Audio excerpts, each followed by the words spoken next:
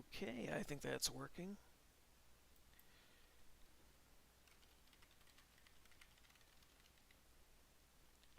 Okay, so I am doing some animation streaming this time. Just setting everything up right now.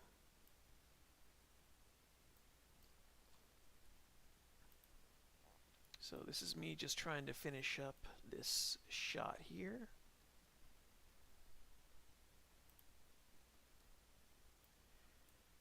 Trying to time my OBS stream here just a little bit.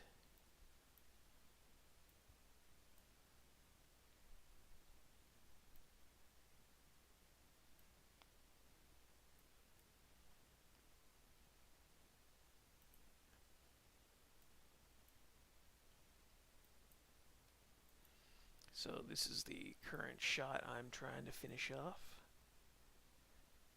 It's getting there. Here's what it looks like layer by layer. I'm still finishing up the protagonist shot here, but here's her motion.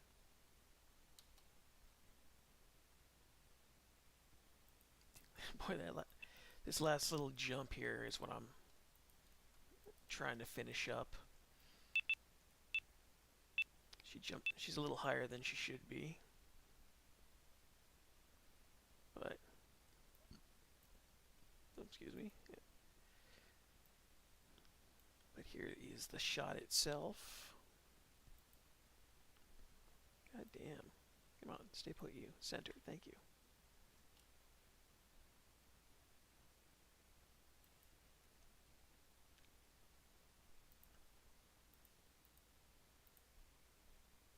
It's getting there. So this has been what I've been working on for the last week, just trying to finish this shot up here. Oh, might actually help if I do this. I've got a little bit of audio effects for this part. It's a spoiler. It's a bit of a spoiler, but this is most of the fight scene.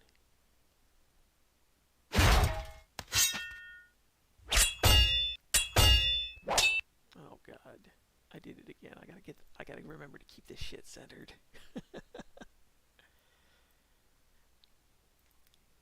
Here we go. So this has taken about 2 weeks to pull this off. Everything else on this short was going along really well up until I got to this point, and this is where all the animation has really been coming in.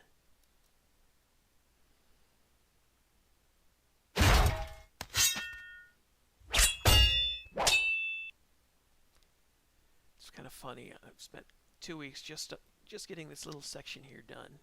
It looks pretty good. But I've just got to finish up this last little bit of the shot here.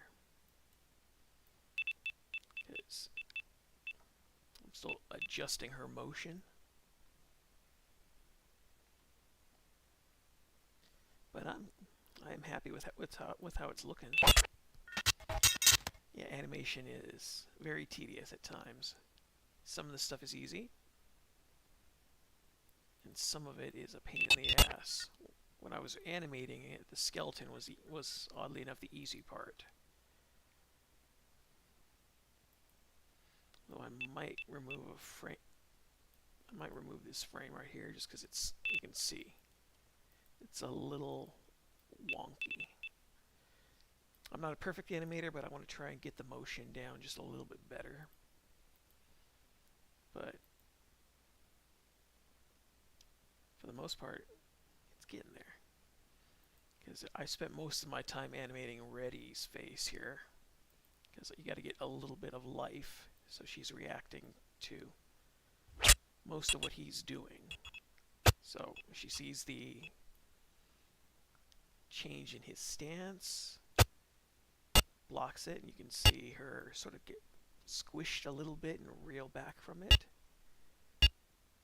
And so this is where you have to be a real pain in the ass as a director for animating your stuff. But you want to show some life here, so you can see she's grimaces a little bit as she pushes him back. And then when she gets ready to swipe, you see the change in her facial expression. So she's grimacing her teeth. And then I'll fix this because you can see her sword is passed through his entirely. I'll fix that later. And then she parries his next blow. And he's already... oops, did I delete a bit of her hair? God damn it, I did. Yeah, her other bangs there are missing. God damn it. Trying to do too much at once. But you can see after she parries him and knocks the sword back here, he's set up for his next move, and she dodges, gets out of the way, and then he's getting ready for one big blow. It's been a lot of fun working on this, but at the same time it has been such a pain in the butt. Because you got to do a lot of stuff here. You can see background's got to move just a little bit to add some life to it. Characters have to have a certain set motion. And while I'm happy at what I've done, goddamn if it isn't tedious, because it's funny. This is 30 seconds now. Once I got to the end of this shot right here, you can see her reacting to him raising the sword there. That's when everything here started to stop being as much fun as it was to animate, just because you can see all the work you got to do, little by little. And yeah, it looks great. If this was going to be a longer short, I'd be a lot happier. But this is going to be maybe 55 seconds. But this is my first sword fight. And yeah, this is like Castle Crashers Pico Day submission. Pico Day is the Newgrounds annual annual. It's a yearly competition where everybody comes together and you piece together a tune based around some famous Newgrounds IP. I used to do Tankman stuff, and since I got out of that universe and I've been trying to build my own based around some of the ideas I presented in there, I started this one just because of how stressful things at home were. So this is a month's worth of work. And it's a lot of work. I mean, even little things like this shot right here, where it's just the character walking. It's about I believe this is 7 frames total of her walking, where I just adjust her position on the map. But you can see all the crazy details I had in the background. And because I wanted this to feel more like it's fantasy, you have the glimmers on all the crystal walls. And every time I've got a shot here, I have to have a glimmer. I've got to add one somewhere around here for this one. But you can see right there in the background, I've got a glimmer. You can see over here, I had to time it, but there's one right there. And then after she smacks him again, we come back up here, and right around there, you got another glimmer. This all adds life to what's there. And I think it's actually coming out really well. So yeah, you've got a little bit of a glimmer in the background there. And then you've got one right here. And the thing about this is I have to be careful where I put them, because I want you guys, the audience, to be able to watch this and not get too distracted over what's going on. So I can't have something pop up there. I can't have something pop all the way up there or there, because your eyes are drawn right there, center. But at the same time, I don't want to make it look like this isn't, I guess, a living place. So here's me going back to earlier in the tune. So this is my Castle Crashers reference. You've got a rusty helmet that belongs to a knight. The background and setting and all this, I thought it would be a lot harder to do than it was. But the problem is, after I started doing this for weeks, and I would stop, I'd do all my backgrounds, and then I'd stop and focus on character animation. So, like right here, you can see all the character animation. I'd do that, and then I wouldn't touch backgrounds for a while, and then I'd have to redo them, and I'd completely forget how I was doing them. So you can see she's got a trap there that she set off, and can't remember if I've got any actual audio for this. Oh, I've got a little bit of audio. So because this is a Castle Crashers tune for Pico Day, I couldn't get around not having the deer. And if you remember what the deer do in Castle Crashers, I couldn't not do that joke. So I gotta do that so the layers show up properly.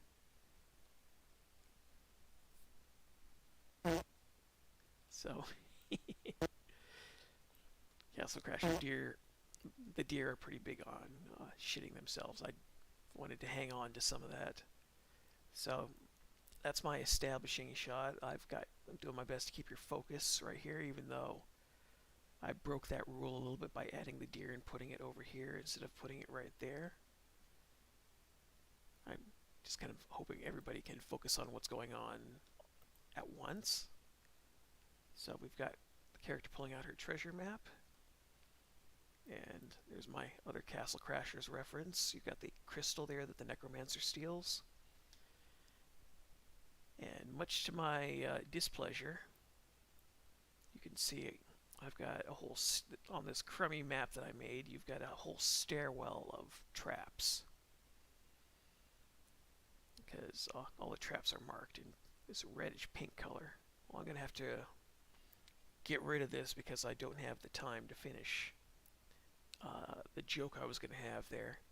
So the climax of this tune is kind of just the character fighting the skeleton, and then you get the twist ending. So there you go, you got the trap established, character's reaction to the trap. And that's where I am on this tune.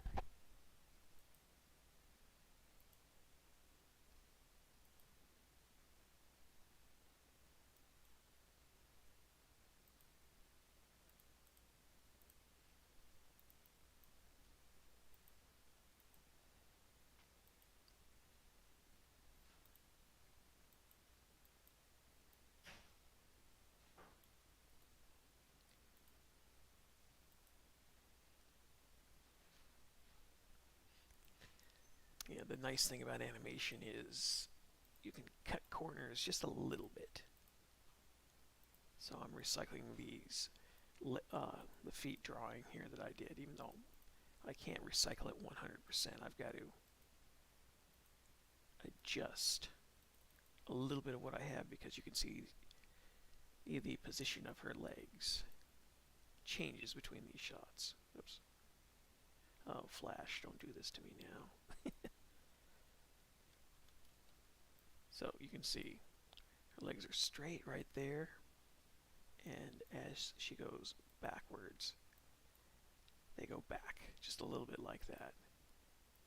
So the idea is to keep everything as fluid as I can, even though I ain't that great at it. So at this point, there's a change in the position of her legs here, and because I've got a somewhat lazy art style going on here, I just cheat a little bit. I used to be a lot worse at how I do this stuff, but I've gotten better. The problem is, you can see with the shading and all the other detail I got going on, there's actually an awful lot you got to keep an eye out for, and I really am trying to push myself. It's I'm going to say this is probably my first properly animated cartoon I've done in a long time, and I wish I could make this a little bit longer, but because this is meant to be a YouTube short, that means it's got to be done in under 60 seconds. And I was dicking around with music the other day, trying to see what tunes I could add in from Newgrounds. And I'm a little limited because of the length on this tune. So because this is only going to be about 52, 55 seconds long, that doesn't leave it a lot of time for music. Everything is going to have to be a short musical cue. Can't say I really like that, because I was listening, I came across some classical style music that one artist on Newgrounds had, and by the time it built up to the part I liked, the fight scene was over. So the one fight scene I have between Reddy and the skeleton is all of about 9.5 seconds. And if I had more time, I'd go for it, but because I've got until June 11th to finish this tune, outside of about 3 other projects I got, since I've got somebody who's who needs an animated cartoon for his game on Steam. I'm working on that on the side. I'm just taking a break from that because I'm still in the animatic stage. But he's got his deadline is June 10th. And then I've got another guy on Newgrounds who's after a CD, not a CD, a cover for his new album, which everybody has a CD graphic, even though we don't use CDs anymore. I got to do that as well. And his deadline is June 2nd. And I've got a chunk of that finished off. I'm not entirely happy with what I have. But then again, I've never done an animated commercial for someone else. I've never done a CD cover, or we'll just say an album cover, because I know we don't really have CDs so much anymore. I don't want to sound like more of a boomer than I already am. But yeah, this is all, the timeline on all this stuff is pretty crazy. Because I've got all that, then I've got to finish up this tune. And I'll be able to pull it off, but damn if it isn't a little depressing, because I need just a little bit of a breather. So I've got, today's the 29th. Yeah, 13 days left. I've got all that done, and I've got all that to do, and then I still have this month's Joy comic I gotta finish up. My original idea wasn't working. I'm doing a new comic. So, there we go. That doesn't look too bad. You can see just a little bit of the legs bending there. Good. But, yeah, my original Joy comic was,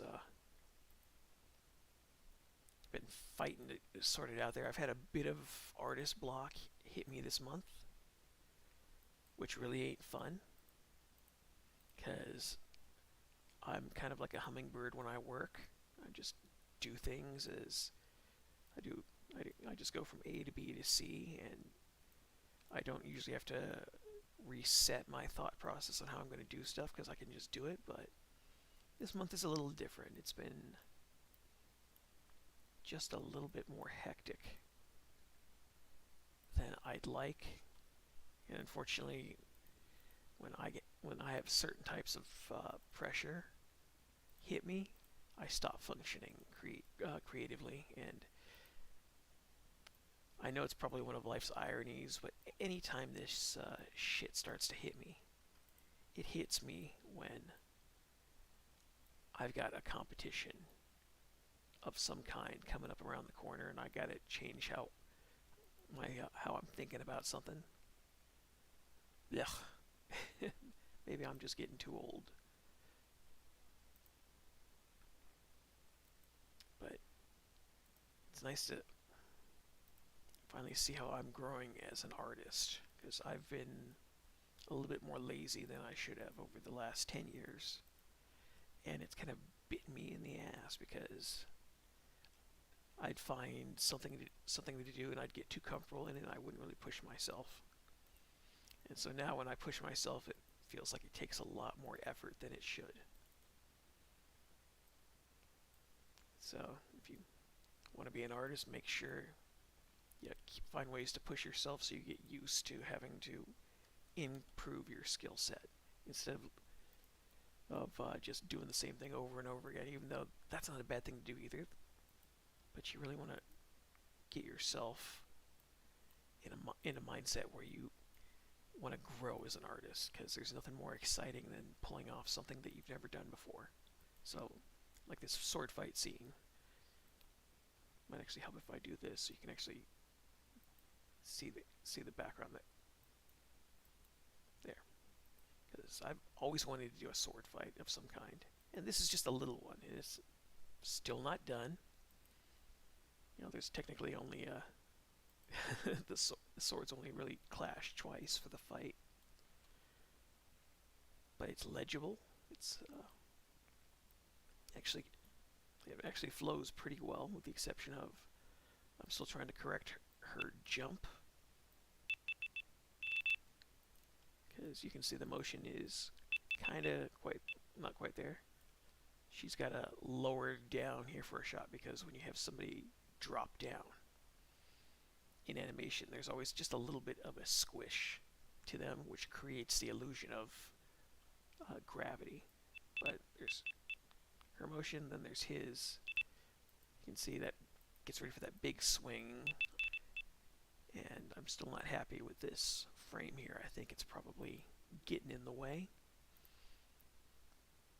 because the idea is you want to make it look like he's getting ready to just smash her into the ground. That's what's the term? You gotta have the character wind up like he's gonna deliver a really big blow.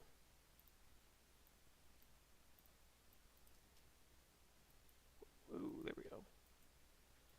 I'll probably have to fix that blur a little bit. That's a bit too much, but you can see. I'll just add one more frame there. But yeah, you can see he's really kind of getting ready to smash her in the ground. And that's where the fight actually ends. But these are all things you got to be real mindful for. So it's like this first blow here between the two of them, where it's just a simple quick clash, and then there's his second blow where he smacks her down some. You can see she only goes down a little bit from the blow. I might have to add another frame to this to really sell that hit.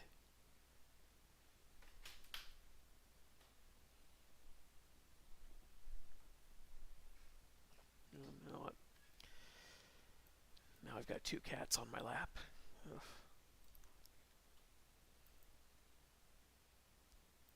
So, one moment. Restroom break.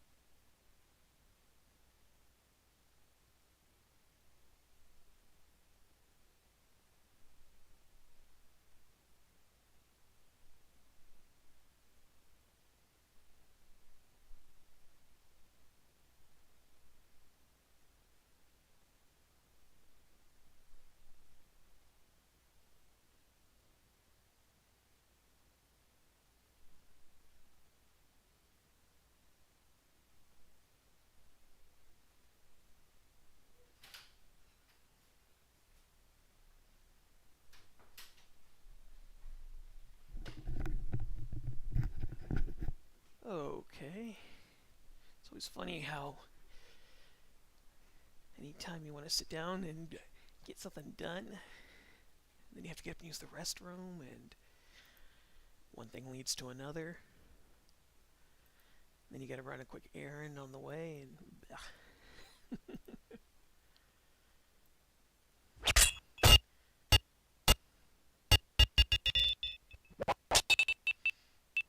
I'm actually so impressed I got this done in 1 week. Whew. I'm not impressed that I accidentally deleted her hair from a frame there. I'll fix that later on.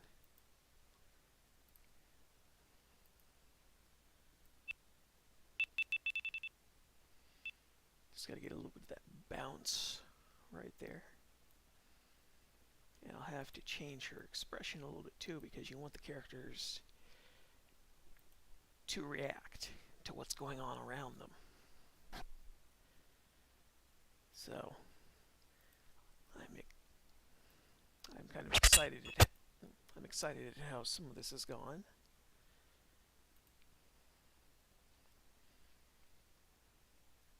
But yeah, if I had more time, I'd lengthen this sword fight another 2 seconds. That'd be a lot more fun. But because of the amount of time I've got left to finish this and all the other projects that I've suddenly found myself with, I gotta simplify things.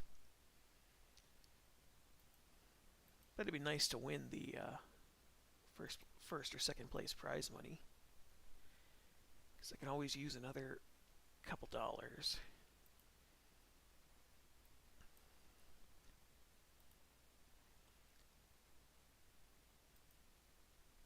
So let's see. There we go. That's what I want. Yeah. Anytime you have to get up and do something else for a few minutes, you lose your focus.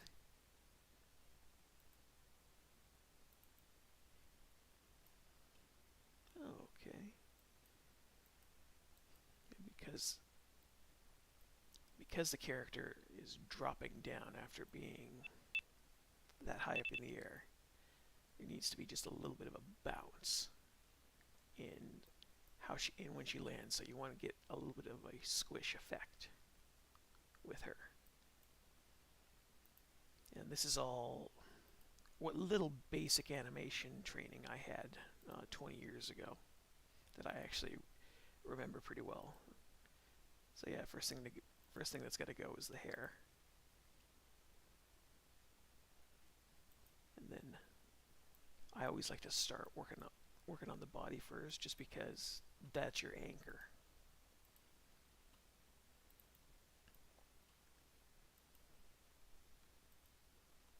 But it's funny, because the more you learn about animation, the more you realize the human body is kind of just like a spring. And it'll stretch, it'll bounce, and all the interesting ways it'll contort. And when you animate all this stuff, you got to be aware of that in some way or form, because it makes everything feel moderately natural.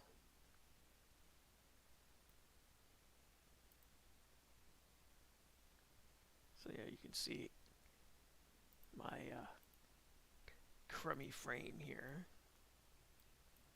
You can see, yeah, terrible job drawing the breast, and you can see how much wider she gets when she lands.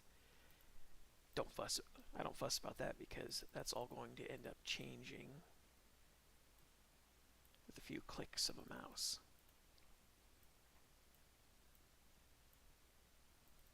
So yeah, by the way, this is still me animating with the mouse. I got a Wacom tablet last year. I got it on sale,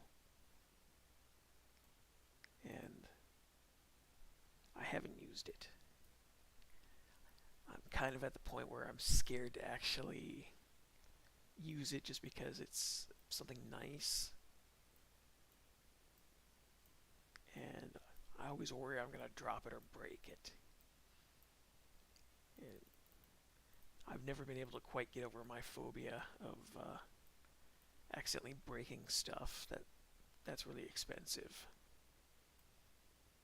So, I mean, it's different if it's a mouse, because mice are, 15, 20 bucks. But a $300 tablet that was on sale is a little different. And I just get paranoid. I think some of that comes from just not having access to some of this stuff and realizing it's kind of a one-off thing, so if you break it, it's gone for good.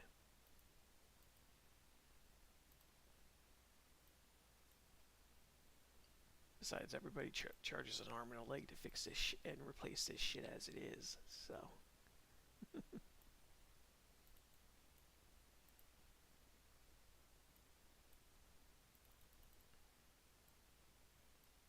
But yeah, I'm still getting used to this new art style. It's a little Art Deco. Lots of squares and triangle shapes and things like that. But it's really nice. I wish I could say it's completely original. It's actually feels like it's a variation of the Zelda Wind Waker art style a little bit, but I didn't even think about that when I was doing it. I just did it. Because, as is the case with a lot of things I do, this tune was not planned. I just pushed myself really hard on doing 3 other tunes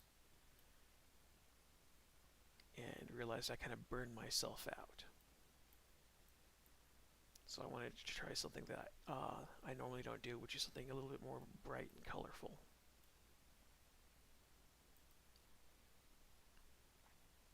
And it's interesting seeing your art style come to life little by little.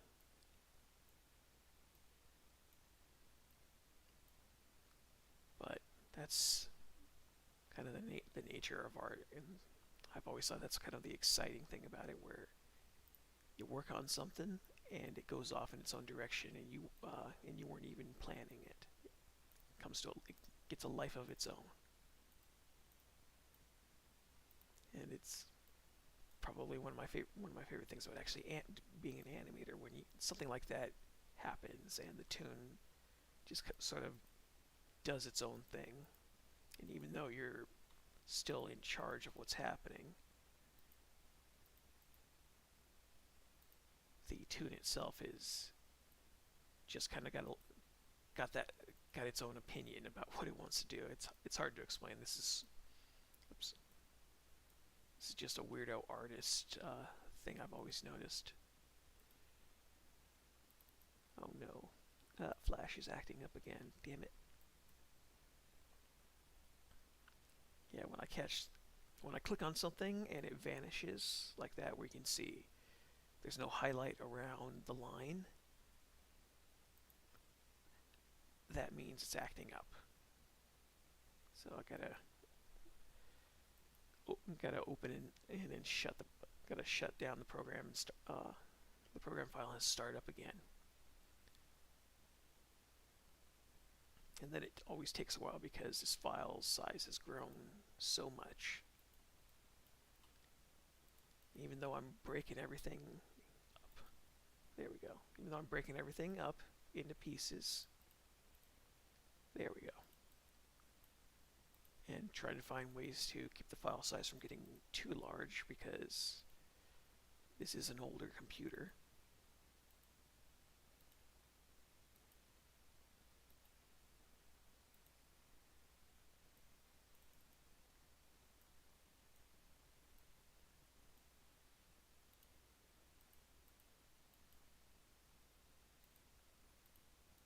But yeah, I guess I'm finally starting to turn into a real animator.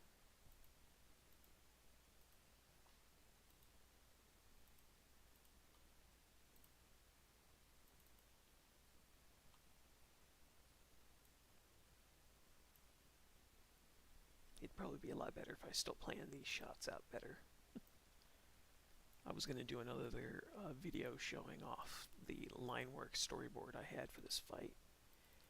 And then the other night, when I was trying to finish up something, I wasn't paying attention to what I was doing, and I realized I accidentally deleted the animation layers.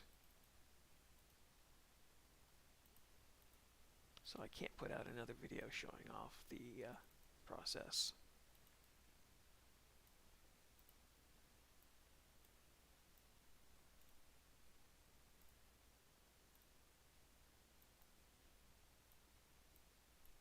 There we go. Damn it. Yeah, this is how I do shading. I use the line tool. And there's a reason I do that. Outside of the simplicity of it all, it helps me keep some continuity in my shading. But there's this really bitchin' tool I like to use.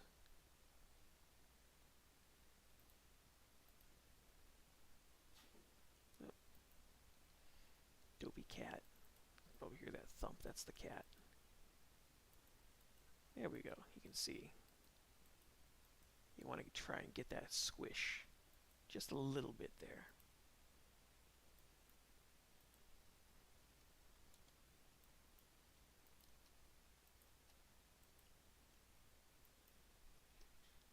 Yeah, you can just see with the body.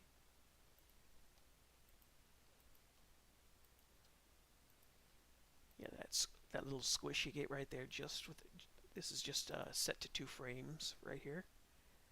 It creates the illusion of impact, like she's got some weight behind her motion, and it's got a nice little flow to it, I suppose. Although I do need to shrink her upper body just a little bit right there.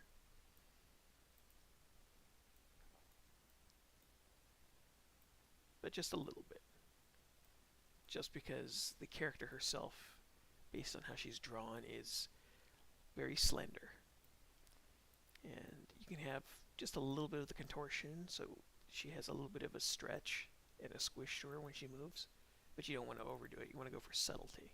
So you can see she's still just a little bit wider there. But then I switch to the next frame and she's back to normal. There we go. Need to fix that knee. So you can see how it doesn't quite line up with the other frame there. There. Just gotta fix that, and then that's it for the body. A big part of animation for a lot of keyframing, like this is what I'm doing here. These are all mostly individually drawn frames, as you have to do your best to match everything, because it pays off. It looks really good, but our eyes are drawn to catching mistakes in like how length of art. The lines, the line work needs to all be roughly the same length, or else you catch it and it stands out. There we go. You see how the knee doesn't move once it lands, but you can also see just what I was saying right there, how the line work right there changes. Yeah, you really don't want to do that. You really want to try and match it just a little bit. It doesn't have to be perfect, even though perfect would be really cool. There we go.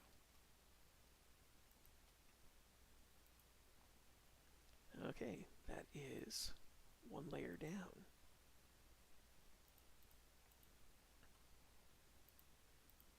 So next thing to do is adjust the shield, because when you squish down, the arms go down too. I haven't drawn the arm right there yet. That's probably going to be the last thing I do on the shot, but there we go. You can see what I'm talking about. Then next one is the sword. So if I was lazy, I could just leave it at that. And as you can see, it doesn't look bad as it is. But you really want the arm to drop just a little bit more. I think I may even have a frame. Oh, good. Well, I'll have to redo it myself since I don't see that frame anymore. because I will, if possible, I will recycle an arm or a leg frame.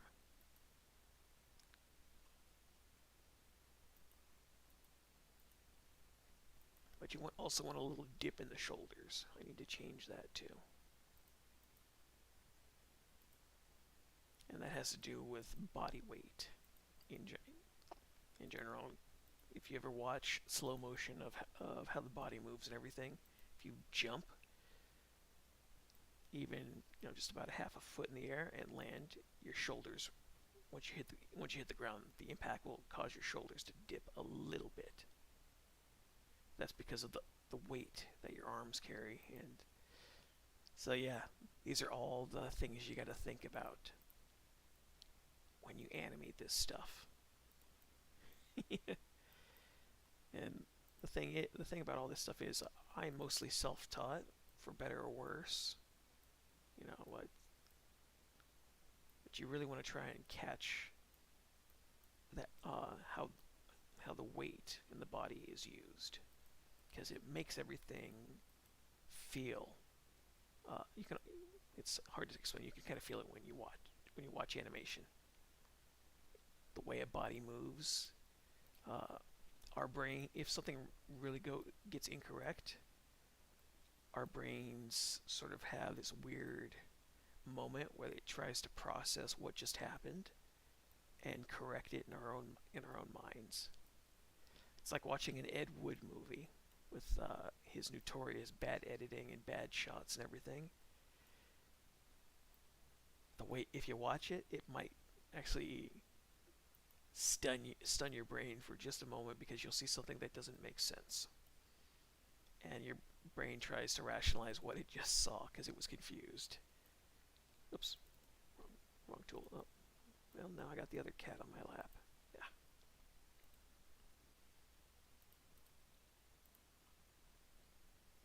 But this is how I animate. You can see it is kind of tedious. But this isn't unique to me. This is just how animation is. You gotta go frame by frame, little by little with a lot of this stuff. And if you storyboard really well, that's less work you have to do in your planning. But the problem with that is, I've always had this problem with storyboarding, where sometimes if I storyboard something completely, I kind of feel locked in to what I've storyboarded. And then the tune doesn't kind of go off in its own direction and do its own thing. But it's a trade-off. If you storyboard properly, then then your planning is solid, and it'll take you just a little less time to finish the product overall. If you don't, you may end up reanimating some stuff, and it might take you twice as long to finish your tune. But you may end up having more fun that way too. I don't know. It depends on the artist, because everyone's different. I kind of like it when things go off in their own way, because then I don't know everything that's happening. And it's kind of, even if it's kind of doing its own thing, there we go. That's looking pretty good. Even if it's doing its own thing, you get to enjoy it, and it's a surprise to you. But this is all just my personal thoughts. There we go.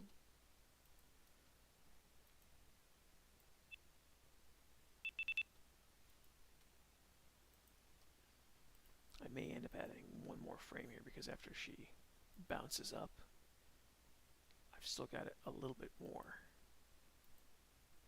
timing there, because that's the thing about how our bodies work. When you land on something heavy, you squish, and then the momentum pushes you back up a little bit, and then your balance kicks in and you correct.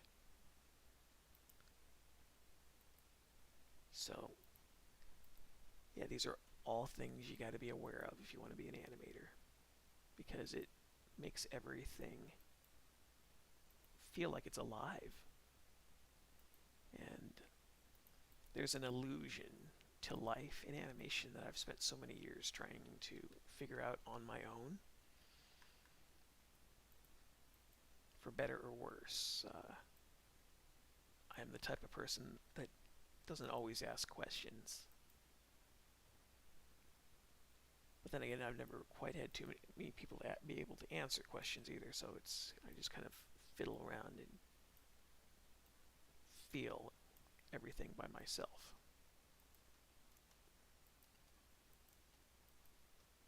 Yeah, that's not bad. So you can see her face expression has not moved in these last few shots, and I'll have to fix that in a moment. But also, you'll notice the position of her head has not changed. Her head needs to dip lower for this. There you go. You can see just a little bit of that. That's just how our bodies function. Oh, hey SD boy. I'm just doing an animation stream. Well, not entirely an animation stream. It's me just finishing up this last section of the shot. So this is the Pico Day tune that I've got planned for June 11th. And I will upload it at the same time for Newgrounds as I do on YouTube.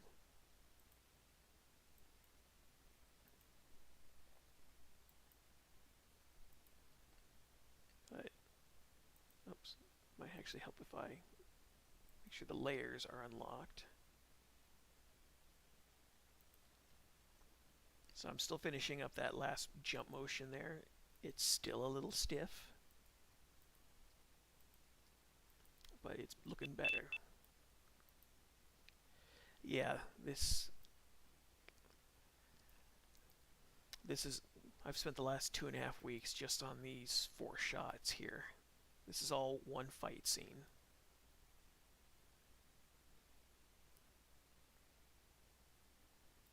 And it took me 1 week just to do this whole little section here.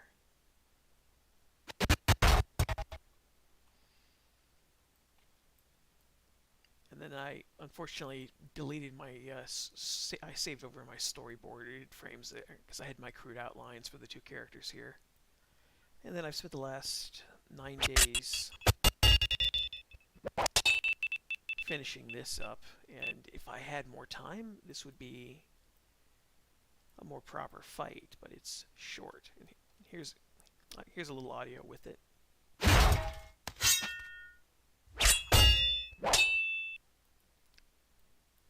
Yeah, well, it's my first sword fight, so it's still me learning.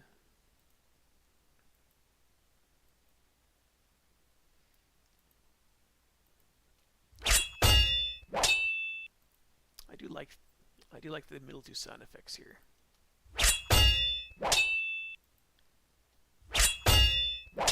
I'm happy I was able to locate some nice SFX online. So I'm just at the very end of this. I'm finishing Reddy's motion. Cover up that hair layer right there. So this is the end of the sword fight. Unfortunately, if I had another 2 weeks to work on this, I'd extend this sword fight maybe another at least 1 second, which probably would be maybe her blocking another blow and trying to stab him or something like that. But as I was saying earlier in the stream, I have all of 13 days to finish this tune. And while that's going on, I've got 3.5 days to do a digital album cover for a friend. And then I have 12 days to do finish an animated commercial for a guy who wants a little animated promo for his Steam game. And I've got about half the animatic on that finished. Need to get back to that today and try and sort that out. So, oh, How big is the sword for the skeleton? Yeah, it's a pretty big sword, but he's also a bigger character. I'll zoom out here. Oh, yeah, that's smart. Zoom out and hit the zoom in tool and don't even think about it. So you can see his sword is pretty big, and I would normally go for a deeper sound. Yeah, you can see his sword is almost about as big as she is. Oh, yeah, it might help to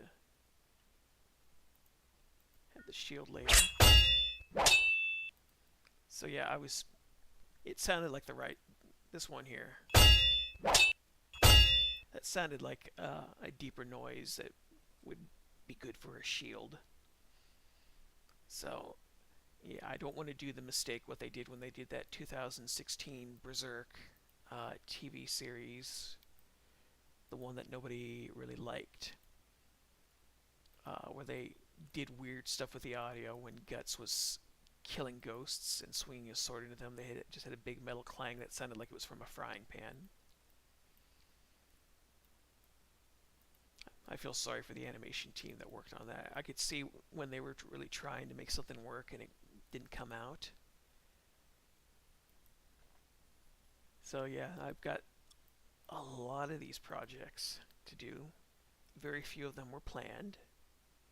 This whole short tune here, this is for Pico Day, so June 11th is the submission date.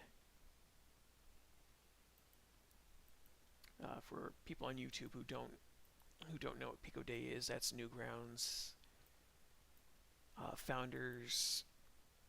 Well, it used to be on his birthday. I don't know if it's on his birthday this year, but it's a celebration of Newgrounds animated characters. If you want to do something on the Tankmen, you do a Tankmen tune. If you want to do Castle Crashers, which is what this essentially is, you do a Castle Crashers tune. It has to be related to something on Newgrounds. And so this year, because I've had such a rough month, I needed something to get my mind off things. And that's what this project ended up doing. I think that knee bends too much. Down, up, yeah, too much of a bend. So this will be about 52 seconds, I'm estimating.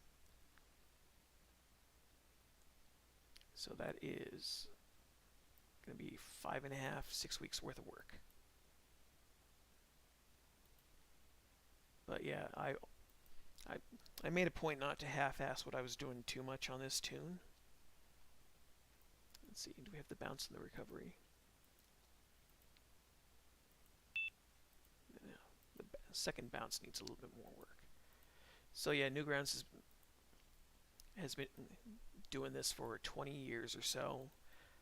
I won one of these competitions, was it 6 years ago?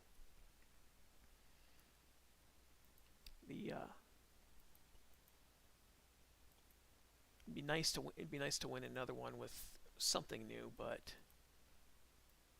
let's see, I'm going to need to stretch her back just a little bit here. There we go. But yeah, I could definitely use the money, because it's the life of a digital artist isn't always racked with reward.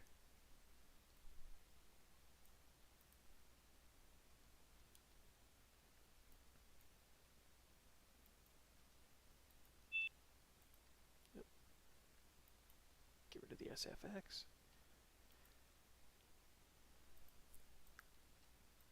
I think that's pretty good. Yeah, all this motion, all the motion I've got going on here is just from a lifetime of figuring out how stuff works, mostly on my own. And because I want to be a little lazy, I think this is the frame I wanted. Just cannibalize a frame. here and there.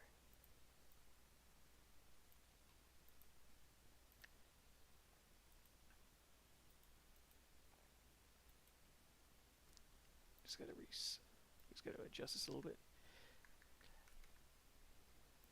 Yeah, I'm a little depressed today. Every year for the past 10 years or so, up until the last 2 years because of COVID, I used to have an anime convention that I would go to. It would be a local one back when I lived in California, and I'd recharge my batteries there. You get to see what's out there. You get to be around all kinds of people with interesting costumes and things like that.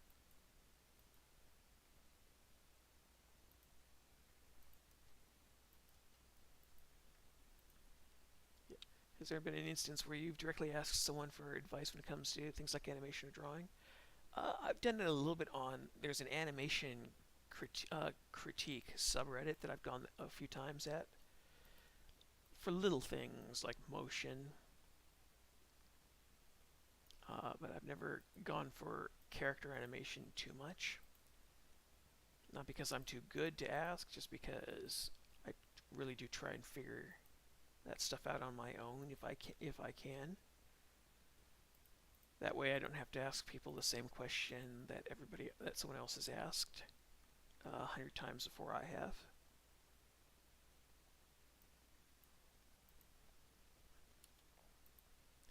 So yeah, I used to go to my local Bay Area anime convention for a day or so, recharge my batteries, get to watch a bunch of silly videos.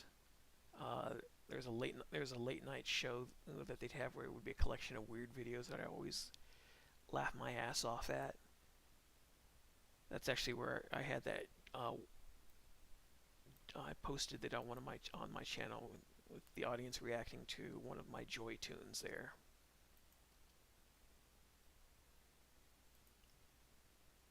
Just cover this up. But it's nice to see people react to your work and find out what works and what doesn't.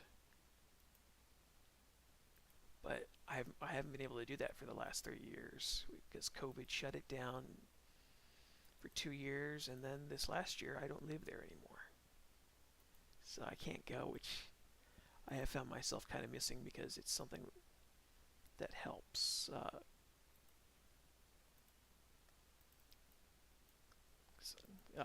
Every year you kind of burn out a little bit as an artist. You can't get. I don't think there's a cure for getting around it. It's just you work all the time on stuff, and you kind of get hit by all the pressure of working, which isn't a bad thing. Oh, it's not a problem. It's part of being an artist, and so I've always had this convention to go to where once a year I go for a day because I don't have the money to go for a full weekend anymore. Not to mention the fact that I also don't have friends to go with there anymore since most of them moved. And then I ended up going through a period in life where I needed to be alone for a while, and then stuff just kept happening and I never got to reconnect with them. But I still got to have the convention to go to recharge my creative drive a little bit. It's something I think it's just one of those things where if you're around a bunch of people having a good time, you end up having a good time just by proxy. It's like I had a friend who used to go. There was a furry convention in town that he'd go to. That would be his once a year thing. I'm not a furry. I've never really been that interested in the community. They're their own thing. I don't have anything bad to say about them. But I went with him one year, and I was surprised at how much fun I had, even though I don't really know anything about the culture. But that was his break. And so if you're just around a bunch of people having fun, and it gets you out of your house or your room, it's a lot. It's nice to get that break. But the reason I always enjoyed going to the anime convention, outside of the fact that I'm a weeb, is that you get to see stuff out there that may not have been on your radar. And then there's also the dealer's room where they've got all kinds of comics and art books to get into.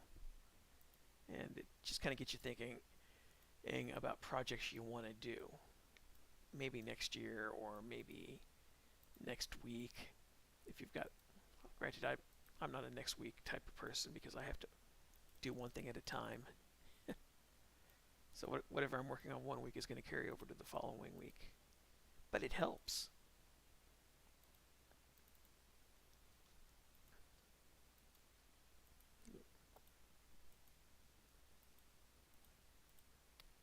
Yeah, I'm going to have to do something about this strand of hair. It's a little off. We'll just do this.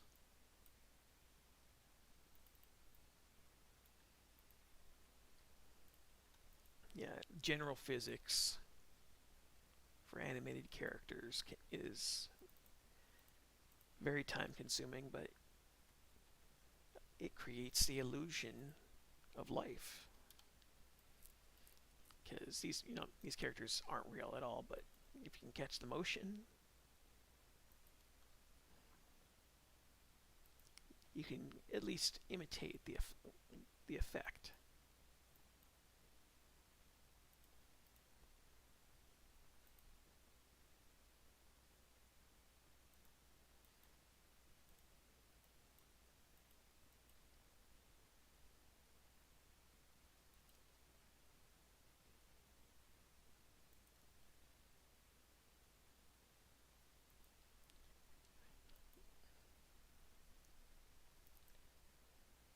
Ooh. Yeah, it's getting there. But yeah, I just you just sit around for several hours working on the same tune day after day does get to be a little tiring. So it's always good to have a second project to work on,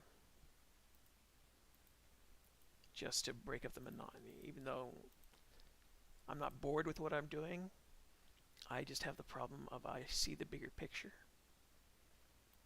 So the bigger picture is, even though I'm like 30.5 seconds into this tune, I've still got at least 21 seconds of animation left to do. But the advantage to that is it's not action based. I think I'll do her expression later.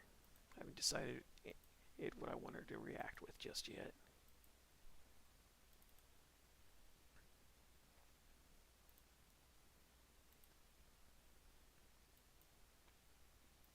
But yeah, this is definitely the one project I've taken on this year that's really feels like a real animation, instead of my usual silly stuff. Which, not that my silly stuff is bad, it's just I didn't challenge myself, and now I actually have, and so I've been trying to level up really hard this year. Oh, when you're doing the Joy animations that need voices, how well are you in contact with and able to work with voice actors? Like for Joy, I can't remember her name. It's been the same person. Oh, she's on my Facebook list. I haven't heard from her in a few weeks. I let her know that I was going to need her voice for this, even though there's no dialogue.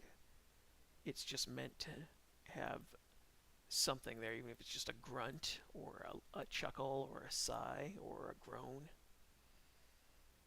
But I haven't heard back from her. She's a Canadian and independent voice actress. But I'm assuming she's probably busy with work stuff. Because usually if I hit her up, I hear from her within 3 days. But I haven't heard from her. Yeah, there's no dialogue in this tune. It's just simple reactions that you would make. So, a grunt, a sigh, a chuckle, or maybe an awe, a gasp in awe of something. I If I don't write any dialogue, then the short tune stays short. If I do have dialogue to put in, it gets longer. Um, and while I'm not opposed to the length, even though I'm not a big fan of having to reanimate everybody's mouths for speaking. I've been realizing how much talking lengthens animation, and it's kind of a trade-off because one, you want the characters to be able to say something, and you know, whether it's a joke, an insult, or insight into who they are. On the other hand, since this is a YouTube short, and I'm thinking of doing maybe 3 episodes of this, any talking is going to make it a lot longer. And I kind of had to cut that idea out, which isn't entirely a bad thing either, because, in professional screenwriting, world of storytelling, you show, you don't tell. And telling is talking, that's exposition. And you want to have a certain amount of it, but you don't want to go overboard. Yeah, lip sync is kind of a pain in the ass also. The last thing I do when I'm animating these things is the lip sync, because everybody has a different speaking rhythm, and you have to match it. And yeah, you can do things like adjust the tempo in Audacity and things like that, but I also have to wait to hear back from voice actors, and everybody's got their own lives. So sometimes if I need something on a Friday, I may not get it until Thursday of the following week because people have to work. So if I don't have any real voice acting outside of a grunt or a sigh or something like that, then that's less work for me to have to fuss about. Not to mention, I'm not great at my voice acting direction. I might, if I say I need something softer, what I really might mean is I need you to be a little bit more gentle in how you say it, or that she needs to be more excited when she says this, or things like that. And I may not think about the right word to use for that. But I also just essentially put down my direction, let the voice actors match it the best they can, and if I need a retake, I let them know. And I'm trying to think of a better way to do it, because the only other option would be to do like a Zoom meeting and say, okay, can you say it like this, or can you say it like that?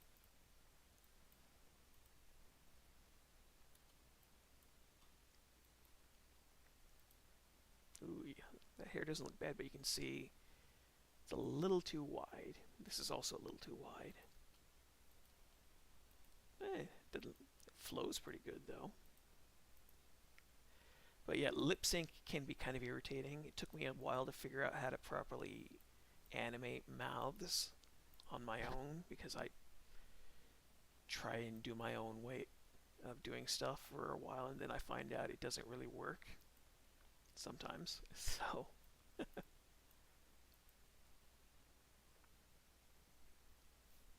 but yeah, I'm starting to be a little bit more picky about my dialogue and stuff.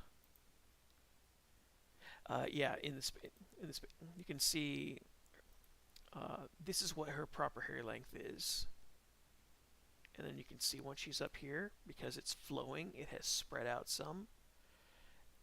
It's a little bit of an exaggeration. Stays fine right there. Then right there, it's a little too wide right there and there. But the problem is, this is where I always have to make a call. Do I really want to change it? because even though it's going to go from this to this, and you can see how it's not that wide now because everything has returned to its usual length, I have to be careful how much of an exaggeration I actually want, because you really want to get that, but you really want to get that flow and dip with hair. And this is all basic animation stuff, because this is what would be called secondary reaction. This is a secondary animation. So the primary animation is her jumping and landing,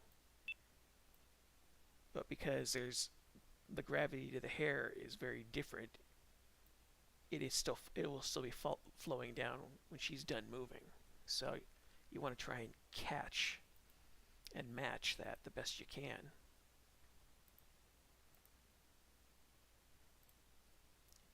Because it's good. It looks gorgeous when you pull it off. I'm still not great at it, but I'm a little bit better than I was a year ago. So right here, this is how I'm choosing to have the hair return to its original place.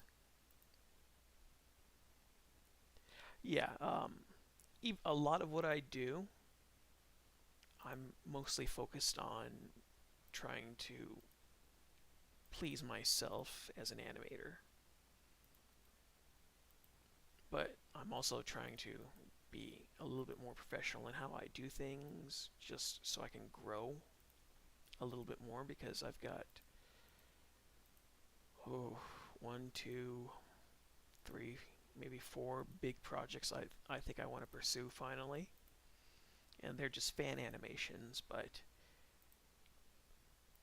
I've kind of had it in the back of my head that since I know I'm not somebody who could really work in the animation industry due to several of my own issues, I've had it in the back of my head for several years that what I want to do is be able to put out stuff that's about half the quality of TV animation, which may not sound like much, because TV animation can be very cheap, especially if it's something from Comedy Central, because they put out a lot of crap. But I want to be a one-man studio, because then I get to be my own boss. I don't have to rely on other people. The downside is, yeah, it means I don't get to do my own stuff as much, but I want to test a theory also about, I think her hair, yeah, that works. There we are. But I want to test the theory also and see if I can't do a better fan animation of a fan animated video game adaptation than what Hollywood and the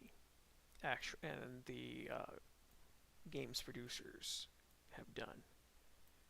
But I'm still working on my story and my fight scene, because I've got about 3 or 4 fan animated projects I want to do. One of them is I want to animate the first chapter of Berserk all by myself. I kind of got the idea for doing that a few years ago. I read there was a story from a screenwriter who he's a pretty big Hollywood director now. I forget who it is. It's Wes Anderson. That's right. So but he does his own indie stuff. But he dropped out of NY Film School. And the reason he dropped out of it was as an experiment. There we go. We'll just adjust that. As an experiment, he changed the title on one of his scripts, and he took a famous screenplay that had won an Oscar and was acclaimed, and he wasn't sure if he could trust his screenwriting teacher. I guess he was having some issues with what he was saying, so he changed the title of the script and changed the name of the characters and turned it in to see if the screenwriter teacher would catch it. And the teacher did not catch it. Not only did the teacher not catch it, he gave him a C- on the script. And I forget what famous movie this was, but when the teacher didn't catch that and then gave it, a barely passing grade, he dropped out. And I think he was also the one who, just as an experiment, to see what it was like, he rewrote an entire script, word for word, now, on his computer. It was his favorite movie script, and just to feel what it was like to write a masterpiece, he rewrote the entire thing word for word. Even though, he could have copied and pasted it, but no, he typed it all up. Because he said he really wanted to see what it felt like to write something great. And he was much younger when he did this. He didn't quite have his own style, I don't think. And I got to thinking about that, and that's kind of why I want to... the teacher didn't catch... No. What the teacher didn't catch wasn't that it was an award-winning script that he essentially failed. It was the fact that this was an award-winning script, and the teacher just gave it a C-. This was a big script. And even though he just did the minimum changes to it, where he changed the names of the characters and the title of the script, you're not really changing anything. But the thing is, the teacher not only didn't recognize that, but the teacher didn't recognize how good the script was and just gave it a C- for some reason. And that's when he dropped out of film school. But he was the one that put out the idea. Oops. There's my layer. He was the one that put out the idea of rewriting an entire script word for word just to see what it felt like to write something great. And I've been thinking about that for the last 3 years on doing just chapter 1 of Berserk. It wouldn't be a one-for-one adaptation. I'd do a few small things of my own to it, mostly little things.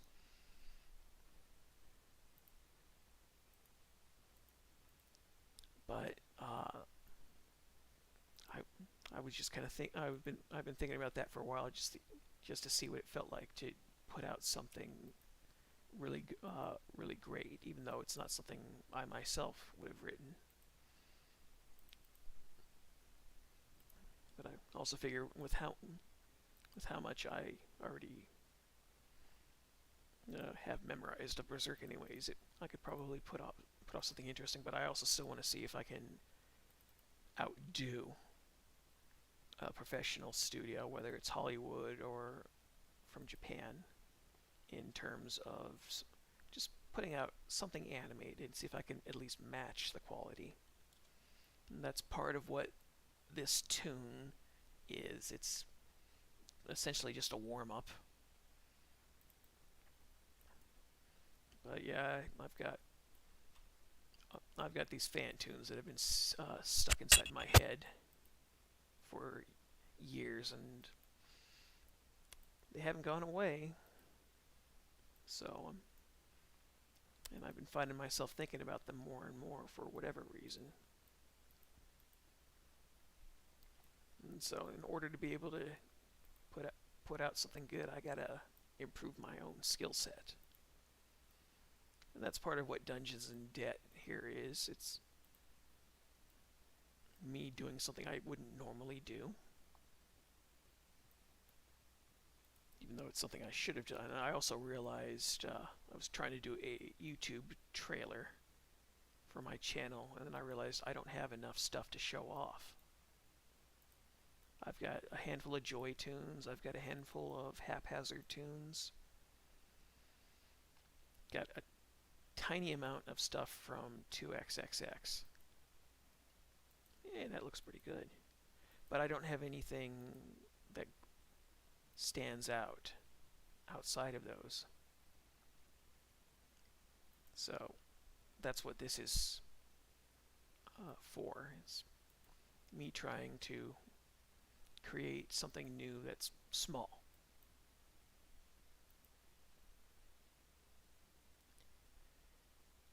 Oh no, I'm not. I wouldn't be redrawing an animation already done by some official capacity with my own style or change of characters. What I'm talking about doing is my own adaptation of it, where because I've always had it in the back of my head, like okay, so if I was gonna do the Black Swordsman chapter of Berserk, I might cut. I'd cut out the opening scene with Guts having sex with the Apostle. Not because that would demonetize the channel or because I'm too much of a prude or anything like that, but because uh, I always thought that that kind of ruined the big reveal of what the apostles were later on. I always liked the surprise of finding out, holy shit, that there are these things out there like this. But you see them too early in the script. So what I would do is start it off a little differently. What I still haven't sorted it out yet. So in filmmaking, you can do visual metaphors for foreshadowing and things like that. What I was looking at doing was having Guts walk up a small hill and seeing seeing Coca Castle, where the Snake Baron is, and just focusing on that. And while he's there focusing on it, you see the clouds, and you see clouds rising in the background and everything. It's a storm coming up right behind him, and you can see the look of everything starts to become darker and grimmer. And as he's sitting there studying Coca Castle, he hears a wagon. He hears a wagon rustling, and turns his head and sees the wagon with the Baron's food. The Baron is eating children, and as it pulls up past him, you'd see a close up of one of the kids' faces, and you can the kid has a dead look on his face, and it drives on by, and they just pass by a farmer out in the front of his property, and he's got a chicken set up on a tree stump and hacks off its head. And that's that is a perfect metaphor of what's being done to the children. They are being sacrificed for the Baron's needs. And then after Gut sees that, he starts advancing towards the castle. And then I would just cut to Puck in the bar being used as target practice by the Baron's guards. I mean, not his guards, those are the Baron's mercenaries. So the entire first section of that is mostly from the comics. Yes, Guts sees from the graphic novel. Guts sees the kids in the wagon, and then follows the wagon into Coca Castle. But what I was doing, I was just adding the bit of the clouds to set the tone for the character, and then other thing. I've got a few other oddities there, but I would essentially take about 90, maybe 85% of chapter 1, and then I'd save the other 15% for me to just do a few small things to just stylistically make it a little bit more of my own adaptation to it. But I wouldn't be perverting the work. I wouldn't be changing anyone's motivations or anything like that. And I think I would do the whole thing in black and white, with the exception of the blood. The blood would be red. Boy, that looks so much better. Look at that. It's not perfect. I'm still thinking of changing some stuff. I still need to adjust her facial expression, but I'll fight with that later. But yeah, that's one of the projects I want to do. I've also got a Resident Evil tune I want to do, and then I've got a Castlevania one I really want to do, which I've had the idea for the Castlevania one probably for 10 years now. I've just never gotten around to it. The only thing is that one would be a little bit more of a short film as opposed to its own. Instead of doing maybe a 6-minute short, that one would be more like a full-on short film. Would be sort of like an opening to a longer movie. But I would be doing my own thing. I wouldn't be following the game's lore entirely. Just because I had a few of my own odd ideas that popped up that I thought, at the very least, were a little bit more plausible. I pushed the Castlevania idea aside when they did the animated series for Netflix, which I liked the first season until I watched it the third time. And I started catching shortcuts in the storytelling that I really didn't like. And that was when I realized I didn't like the series, when I was analyzing it more. And I think my biggest problem with the Castlevania animated series that Netflix did, outside of the fact that the other couple seasons, everybody said that they were bloated. You had the first season was just a tight 4 episodes, and then they went to 8 episodes per season, and it just kind of meandered. I didn't like what they did with who the villain was in the story, because it felt like it was written by a Reddit atheist. When you realize that in the Castlevania animated universe that they created, the ultimate evil is not Dracula, it's not death, it's not the demons, it was Christianity. And you can certainly be critical about religion. I mean, I certainly am. But for fuck's sake, you're going to have an immortal monster that's Dracula is hundreds of years old and kills people left and right and eats them, tortures them, doesn't care about life and things like that, and you're going to make him the victim because his wife gets killed by the church for witchcraft because she was associated with him. That's kind of lame. But what made that worse was all the priest characters that they had in that first season. These are the Catholic. This is the Catholic Church and everything like that. All those characters were caricatures, and it was really kind of insulting. And yeah, I know Grant Morrison is an atheist and does not like Catholicism or religion, and that's fine. Be critical about something, don't piss all over it. But yeah, he took the stance that the real evil behind everything in his Castlevania adaptation was the Catholic Church, and everything that just happened around it was a backlash or a result of the Catholic Church. That's pretty fucking bland when you've got demons and vampires that are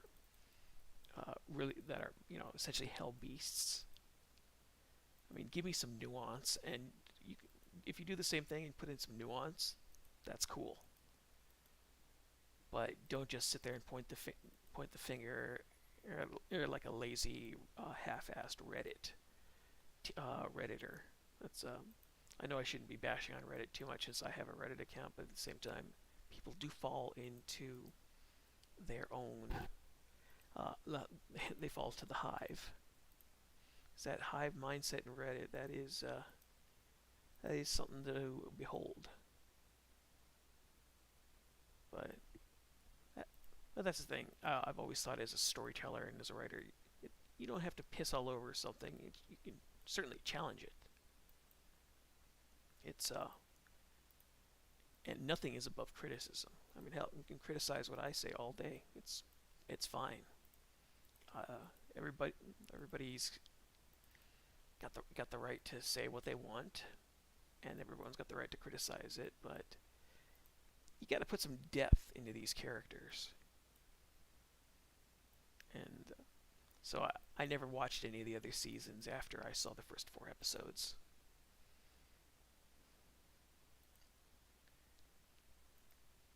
Even though I know I should probably get off my butt and do that just to be fair. But at the same time, as I've said in other streams, I always get scared I'm going to take bits and pieces of other people's ideas, either intentionally or unintentionally. And I'm of the opinion it's if you come up with the same idea someone else had and you've never read their work, then you reach that conclusion on your own. Then you just have your own twist on it, and that's something I like. Because then then you retain your own creative voice. You're not copying and pasting. You're just doing your own thing, and you happen to reach the same conclusion someone else did. That's also why it takes me a lot longer to come up with ideas, because I nitpick them. So, hello Eternal Sentinel. Here's some of the tune I'm working on with a little bit of audio. This is a Castle Crashers Pico Date tune.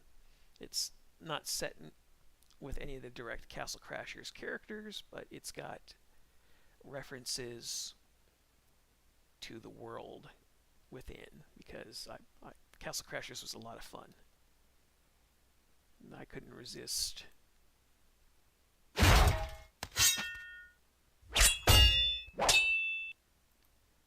So yeah, that's a whole fight scene. This is an 11.2 second tune. The actual fight is really brief.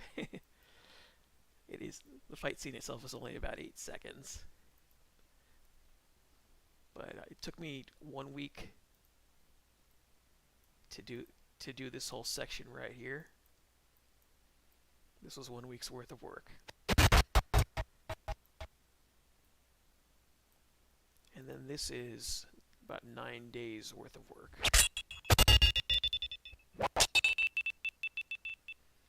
And I'm just about finished with it. I've still got to add a facial expression to her. I got to have the skeleton here wind up a little bit more for the big shot, since I'm trying to make it look like he's really just going to crush her.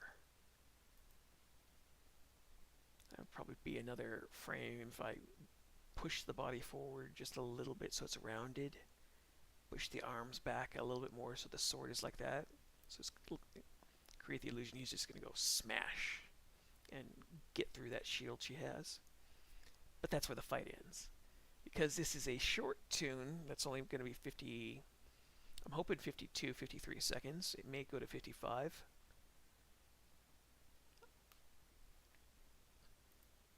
So... Okay, we'll see you in a bit, SG Boy. Yeah. Oh, you've never played Castle Crashers? It's a fun game. It's a beat 'em up brawler. This is the tune as it is right now. This little deer that you see right there, that is a Castle Crashers character.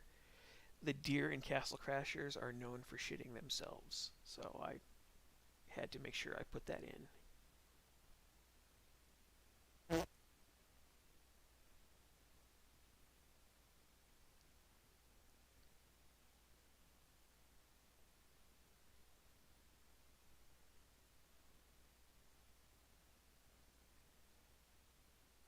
And that's the first 19 seconds.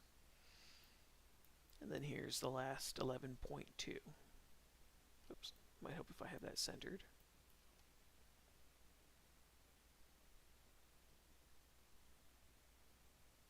Oh, it stopped. It's doing an autosave. Autosave is a curse and a blessing.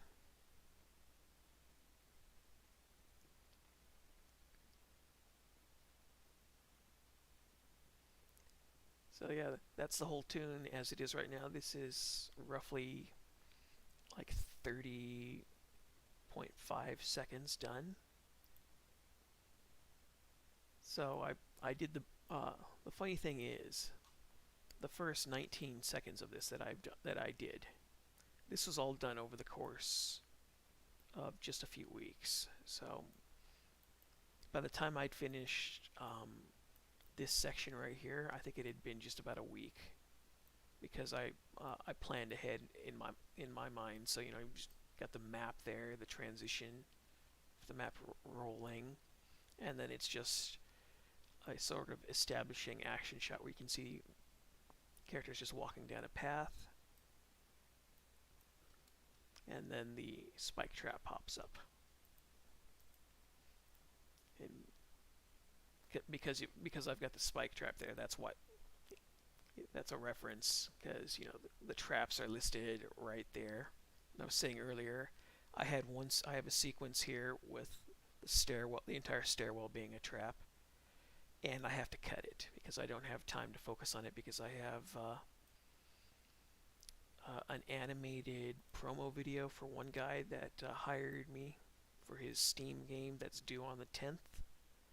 This tune has to be done on the 11th, and then on June 2nd, I have an album cover for a guy I know who the other artist he had bailed for whatever reason, so I had to make the choice to cut out a joke, but also I think by the time I finish with this, it's gonna end up being probably 52 seconds already. And this is also meant to be a YouTube short, so it's got to be under a minute. But I also have to have a few seconds for credits, because I've got other people's music that's being used for this, and I like to be able to make sure to put down who they are, just out of courtesy. Yeah, sacrifices must be made. But yeah, one of these days I'll get to doing one of these bigger tunes that I've had in the back of my head for so long. But yeah, another way I'm doing a sacrifice is I'm recycling this motion right here. I don't always like to do this, because it's nice to be able to push yourself a little farther and do something else, but I've got to save a little bit of time, because I should have been finished with this like a day ago.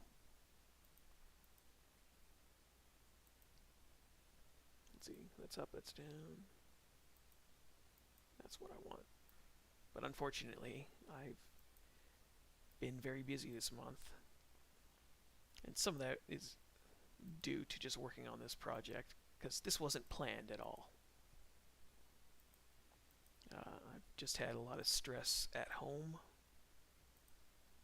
and so I gave some thought, and realized I've been pushing off doing a D&D style tune for a while. Oh shit, I thought I cleaned this up. Damn it. I'll fix that right now. Yeah, last night, did I clean that up?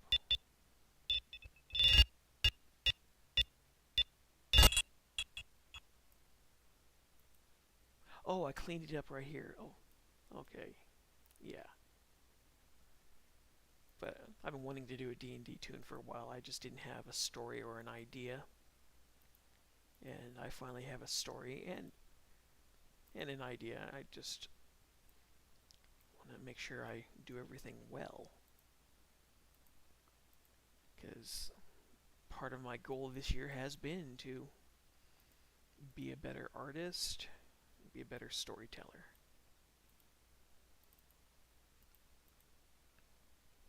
Yeah, there is an art to efficiency, and I'm still not very good at it, because I am still a bit of a dinosaur. I mean, I am drawing all this by mouse still, even though I do have that Wacom tablet I bought last year, but because I don't get nice stuff very often, now I'm kind of scared to pick it up and actually use it.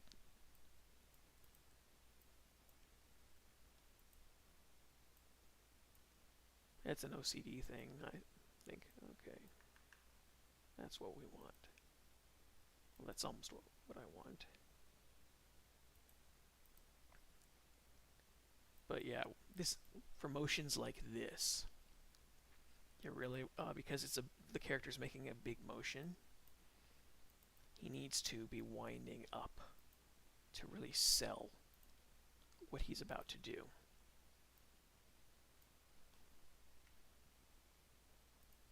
And that's another thing about animation. You got to do wind-ups for a lot of these motions, because then when the characters do them, everything looks bigger. And that's the general idea. So if somebody's gonna swing a shield like I've got her doing back here, just put the entire thing back up here. You can see she's got to pull her arm back really far, and this sells the swing. I could probably add another frame there to make her wind up look even bigger, but I'm done playing around with this section for right now.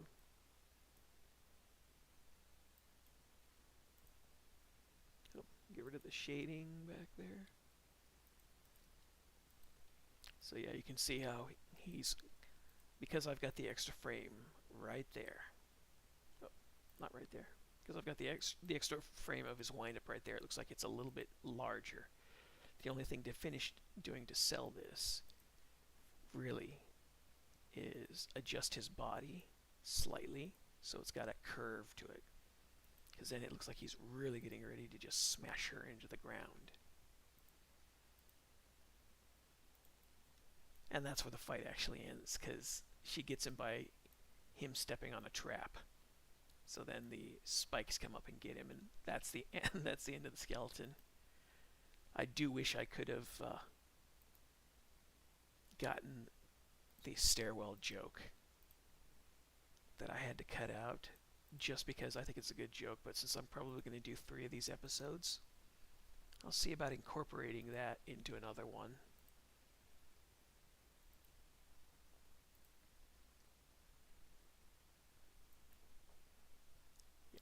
I've actually spent the last 2 weeks wondering if I was even going to be able to get that joke in, but I think because it would be like an extra 7 seconds,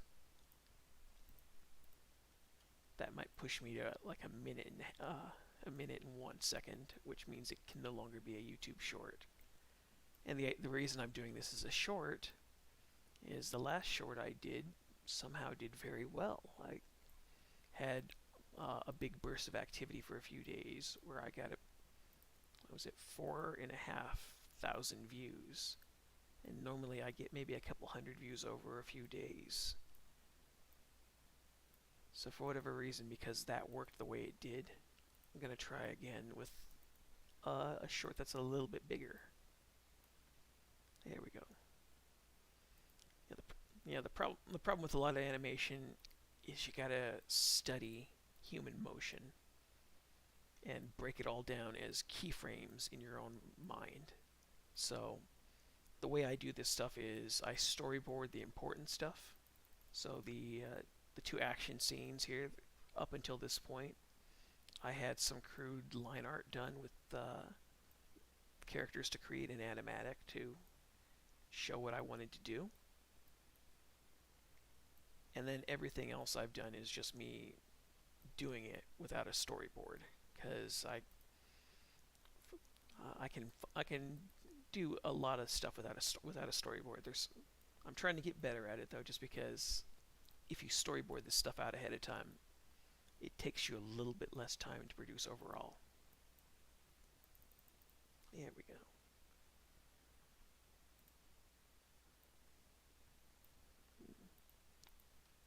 The thinner brush. There we go. The thicker brush.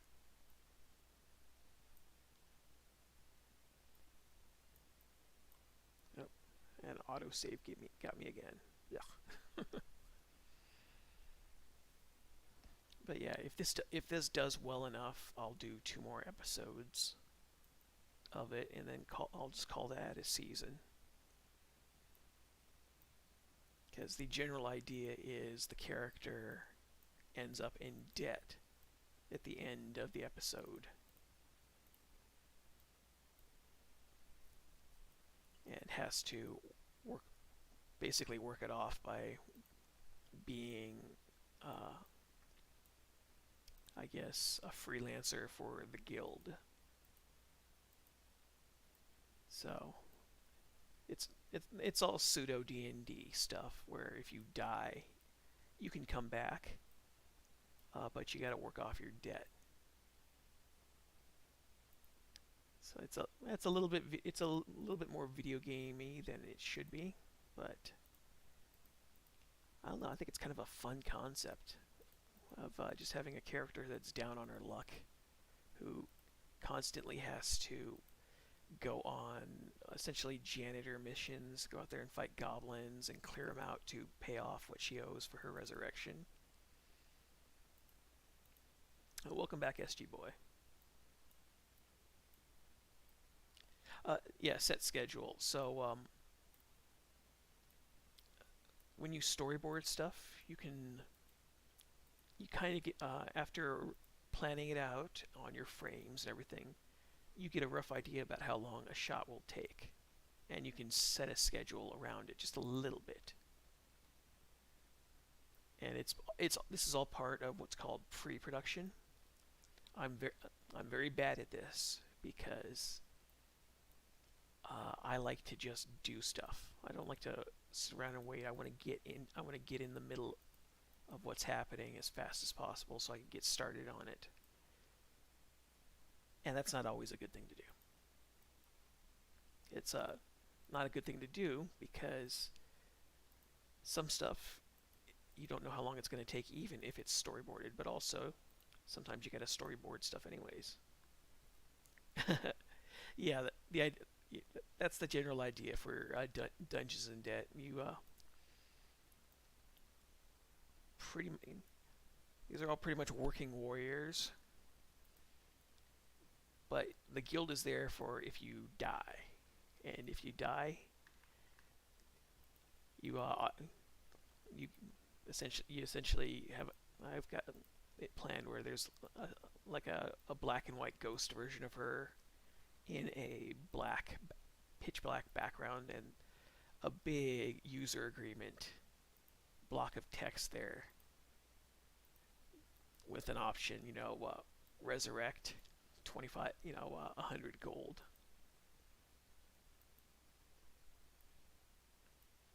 And then obviously nobody wants to die, so you take the option, but the problem is after that you are kind of owned by the guild, and you got to pay off your debt. Resurrection insurance is technically what the idea behind it is. So I have a few episodes planned where she's this episode is essentially her just being a freelance hero, doing her own thing and going after treasure. The second episode is because she's in debt. She has to work it off, so she's got to go deal with goblins. And because I'm petty and weird, there's a YouTuber out there that I absolutely hate because I think he is a reprehensible, questionable human being, but he's also pretty much a lol cow. And I know it's not uncommon to not like him because of him being just a real clown. So I've got goblins, and the YouTuber is Movie Bob, because I think he is really a disgusting person. I've got to make all the goblins look like him, and then I'll call them Boblins. So have a few Boblins in there that Reddy has to go in and clean out, and then because of what I've learned with storytelling structure, things like that, the halfway point of every one of these tunes needs to be something different. So in episode 1, you can see it's her going in here looking for treasure. But instead of getting stuck with dealing with traps, she has a skeleton to fight. So that's kind of the midpoint surprise. So episode 2, what I was contemplating doing is having her go in there to fight boblins, and then encountering something bigger and nastier that wasn't part of the job. But the idea is, if the job listing that she has is like, it's almost like even though would you say it's magic, it's more of a digital thing where if you do something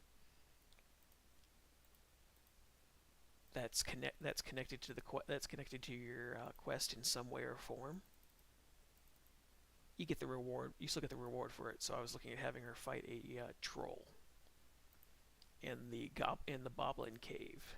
So she takes out the couple boblins, and then there's a troll there, and so she has to fight the troll.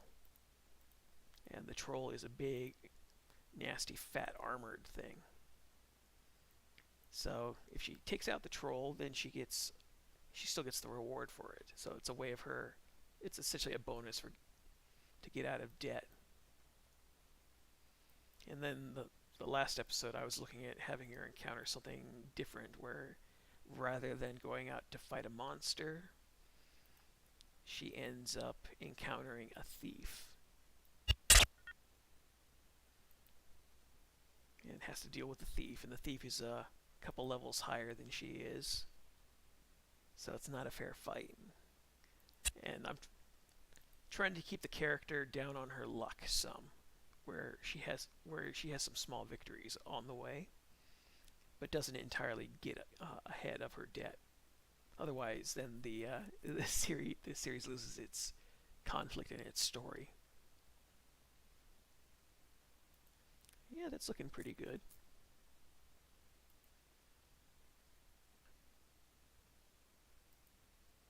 I think I just need to shift him over a little bit more.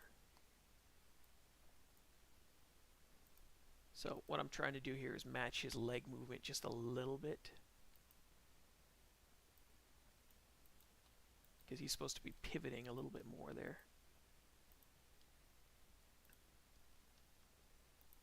So does the Resurrection Inc. have a self-generate a demand for their services? All it is, because it's fantasy, I can say it's magic, is if you die, you got your if somebody dies, their ghost is in a little pitch black area, and they've got the big terms of service right in front of them. That essentially just says 1 resurrection, 100 gold, yes or no.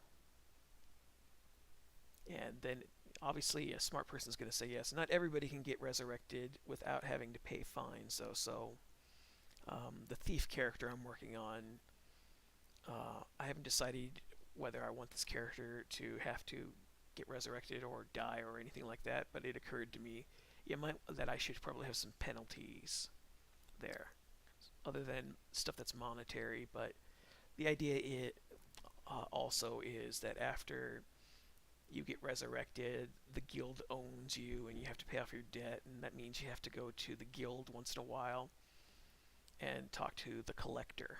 The collector is a big I'm thinking maybe a big one-eyed sorcerer character that's there to make sure people are paying off their debts and aren't dicking around.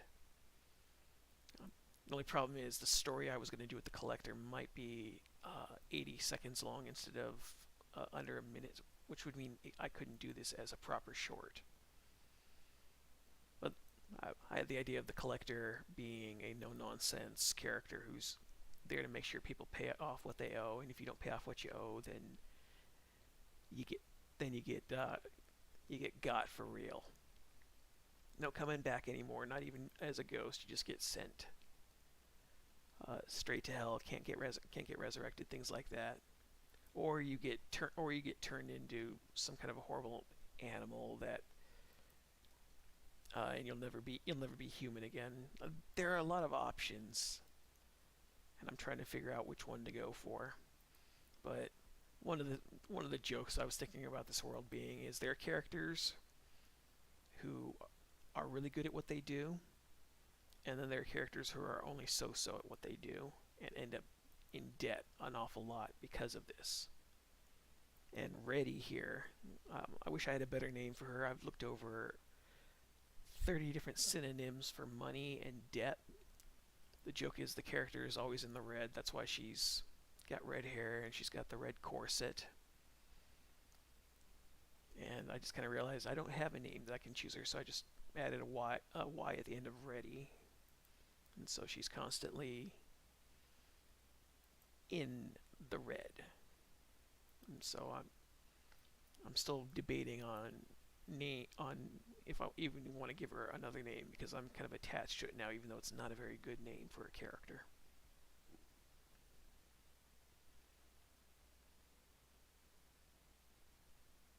Alright, that shot is finally done. Whew.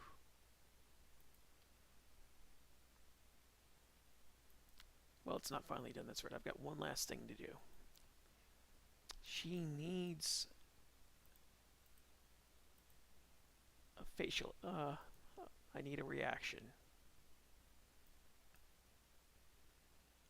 Because giving these characters changes in their facial expressions and everything else does so much for them. Reminds me of Pokemon and Dungeon Mystery.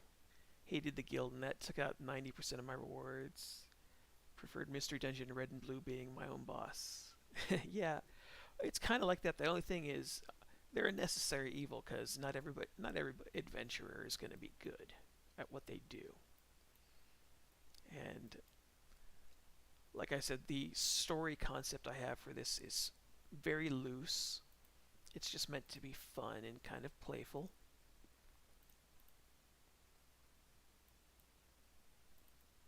And it's the first original thing I've done in a while. Because I still do video game parodies, but a video game parody is still someone else's idea. It's just you're making fun of that idea.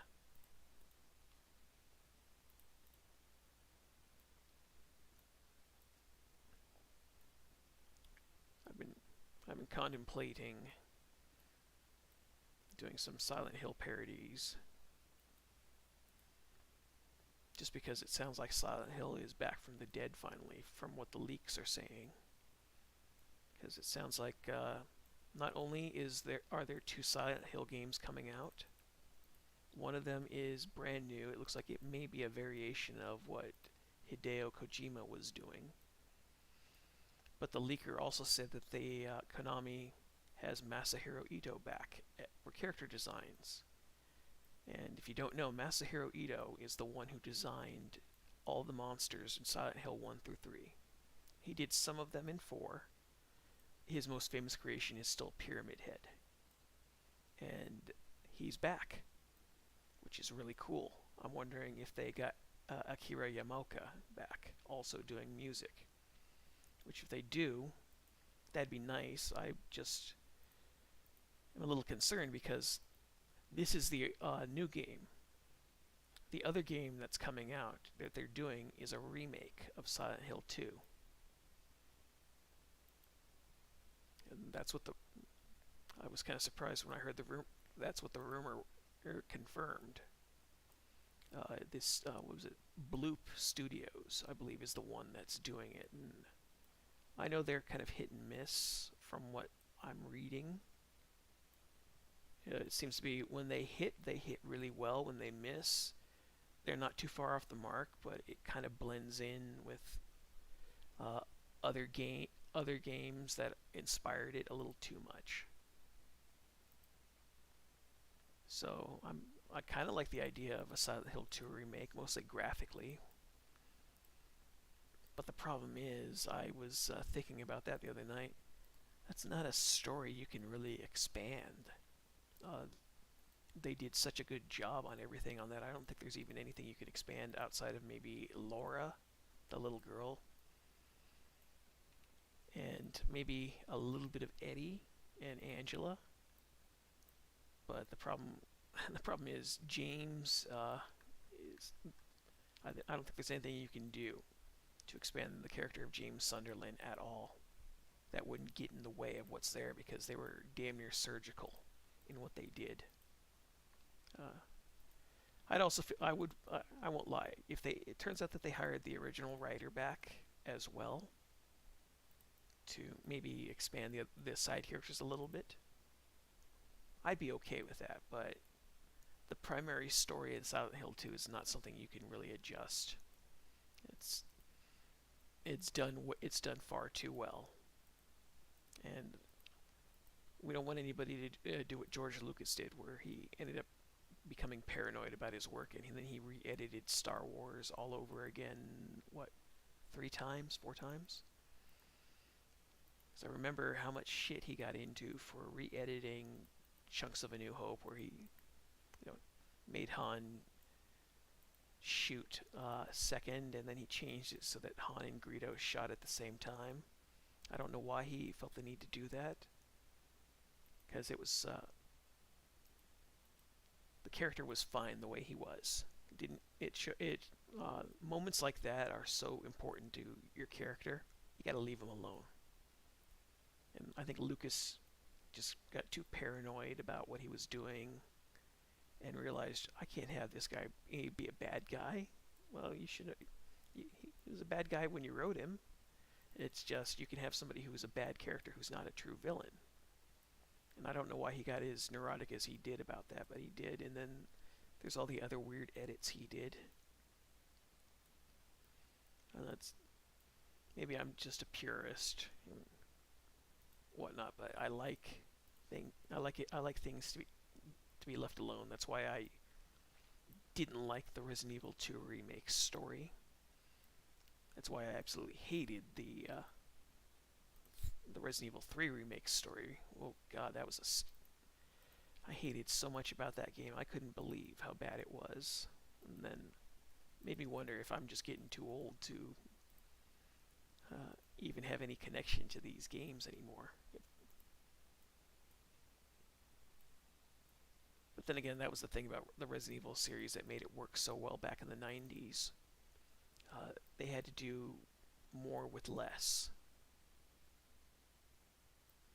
And now they can do anything, and they do, and they kind of shoot themselves in the foot, I find.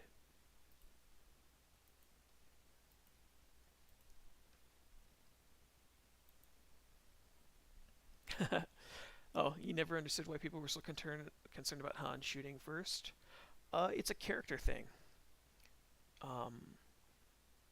That's the thing. So this is a character you meet. The first thing you meet him, you find out he's kind of a scumbag. And then you're wondering how good. It makes you wonder how good the character is if he's a scumbag. And then you find out when he encounters the bounty hunter Greedo, and Greedo says he's looking forward to killing him, and then Han says his one line and then shoots him in the head. Well, that's a great character moment. That says everything you need to know about the character. It means he'll cheat. It means he'll lie. These are all parts of who he is.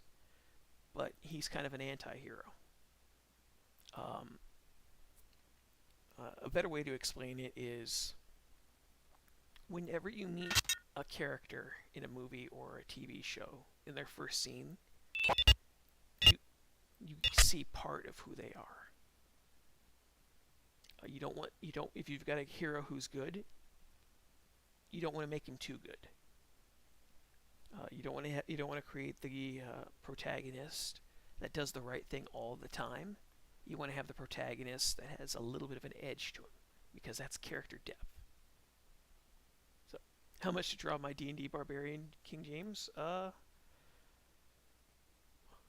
actually never drawn anybody's D&D character. Is it send? Here, I'll give you my email address.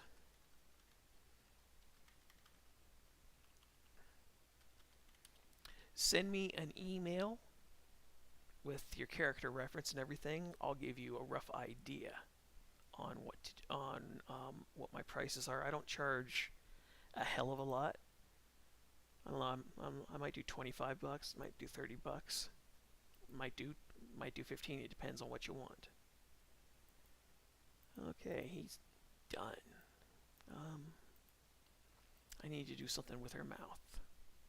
Actually, I need to fix her eyes. She's looking over here. She needs to be looking a little bit more there.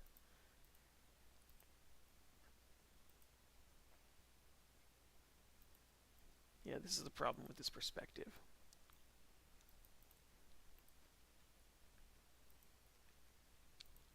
There we are.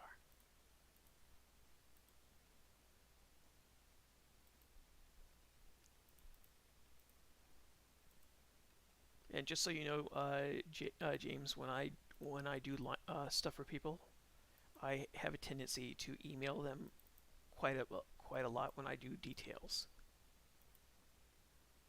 Yeah, just send me an email over what you want. Doesn't matter if it's adult or not, as long as it's legal. I generally don't care. Yeah, yeah, you can see how her frozen mouth here is correct for this perspective. I mean, for this reaction, but not for the rest of this.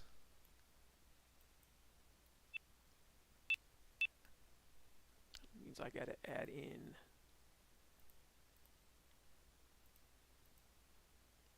this, because it's a funny thing. You never realize how much your mouth moves when you do something until you see it on camera. And I don't know if it's subconscious as well, but the more intense you get into doing something, your face will automatically follow through with it, unless you're the Terminator. I've seen MMA fighters, and when they really get ready to throw a punch, sometimes you see them grit their teeth, you see their eyes widen, or sometimes you see their nostrils flare and things like that. And these are all very human things. I guess you could say monkey see, monkey do, but it shows some struggle with the character, even if it's just something small. Because now you can see it looks like she's really trying to put some effort into what she's doing.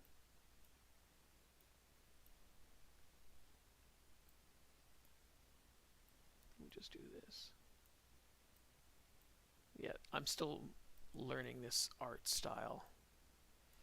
This is a variation of the art style I'm going to be using when I animate my webisode pilot. So I thought it'd be a good idea to get some practice in. Granted, when I do that webisode pilot, it's all going to be in black and white, because it's meant to take place. It takes place in 1933, and I wanted to put out something that looked like it would be from that era. Granted, that's all one big Lovecraftian story. Yeah, now it looks like she's got a bit of a smile. We can't have that. You can't smile in a sword fight with a monster unless you've won. You smile after, not during. But yeah, I'm hoping by the time I finish this tune, I will be more comfortable in drawing stuff at the proper resolution. No more of these partial resolutions. Everything has to be 1280 by 720. Because you can see how much nicer everything looks when it's at a proper resolution.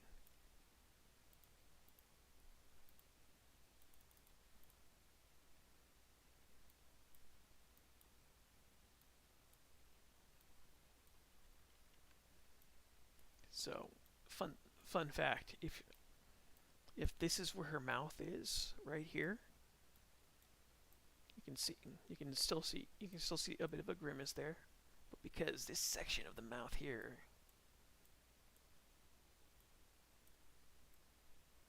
is raised up, that means the eyelid has to come up a little bit too, because that's kind of how our bodies work. One muscle will flex can trigger other muscles.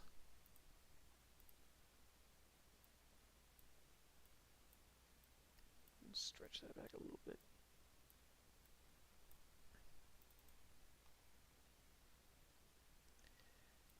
Yeah, it looks like she's just mildly annoyed a little bit there, but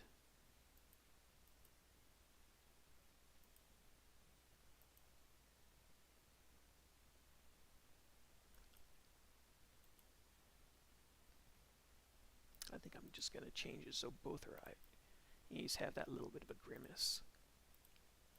But yeah, this is always the part about animating that I actually do enjoy, when you get to play around with the face and you get to see little bits and pieces of the character that way.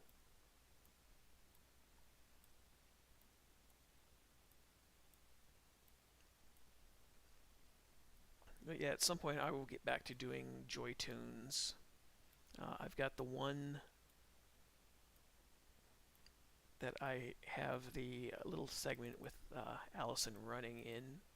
That one is still halfway finished. I had to take a break from that, just because I hit a point in it where I needed to work on other things for a little bit. And I've found, because that tune also is going to have an action sequence in it,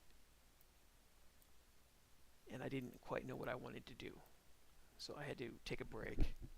But I've got a new art style coming up for future Joy tunes, and it's a little bit more Western. The art style I have now is kind of Eastern in a lot of ways, but I was trying to think of ways to grow an audience without having to put any more effort into it than I'm already doing. And so I just started experimenting and finding art styles that I liked, and came across one, and I modified it, and I've got Joy done. But because I'm also trying to improve everything else, that means I'm starting from scratch in some ways. That's kind of a pain in the ass to do. That's actually where part of the backgrounds in this came from. Here, I'll save real quick.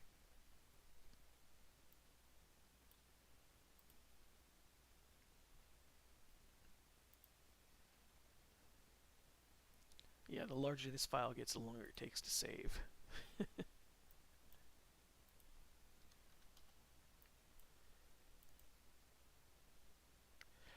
I hope so, King James. That'd be real nice. So yeah,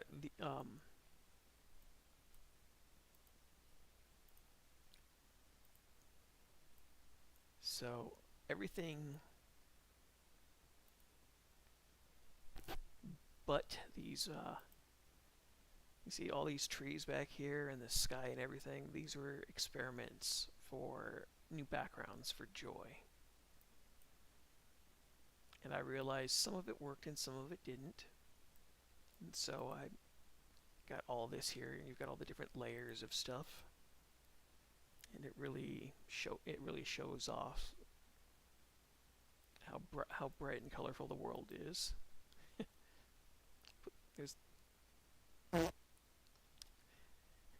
Had to show off the Castle Crasher poop deer one more time. I'm really tempted to take that turd and replace it with an image of Amber Heard's face, just to see, just cause of the memes. So, oh, what happened to my Newgrounds, Charles? Well, my Newgrounds is kind of back. So what happened was, several years ago, I got kind of burned out on stuff that was happening, and some of it in my real life and some of it in online stuff. And there was some chat drama in Newgrounds, and some shit happened there that I did not like at all. And it was very much kind of the thing that you would see done on YouTube, I think, and I still think some of that to an extent, but it really rubbed me the wrong way. But at the same time, this shit was happening. I was my grandfather's caretaker.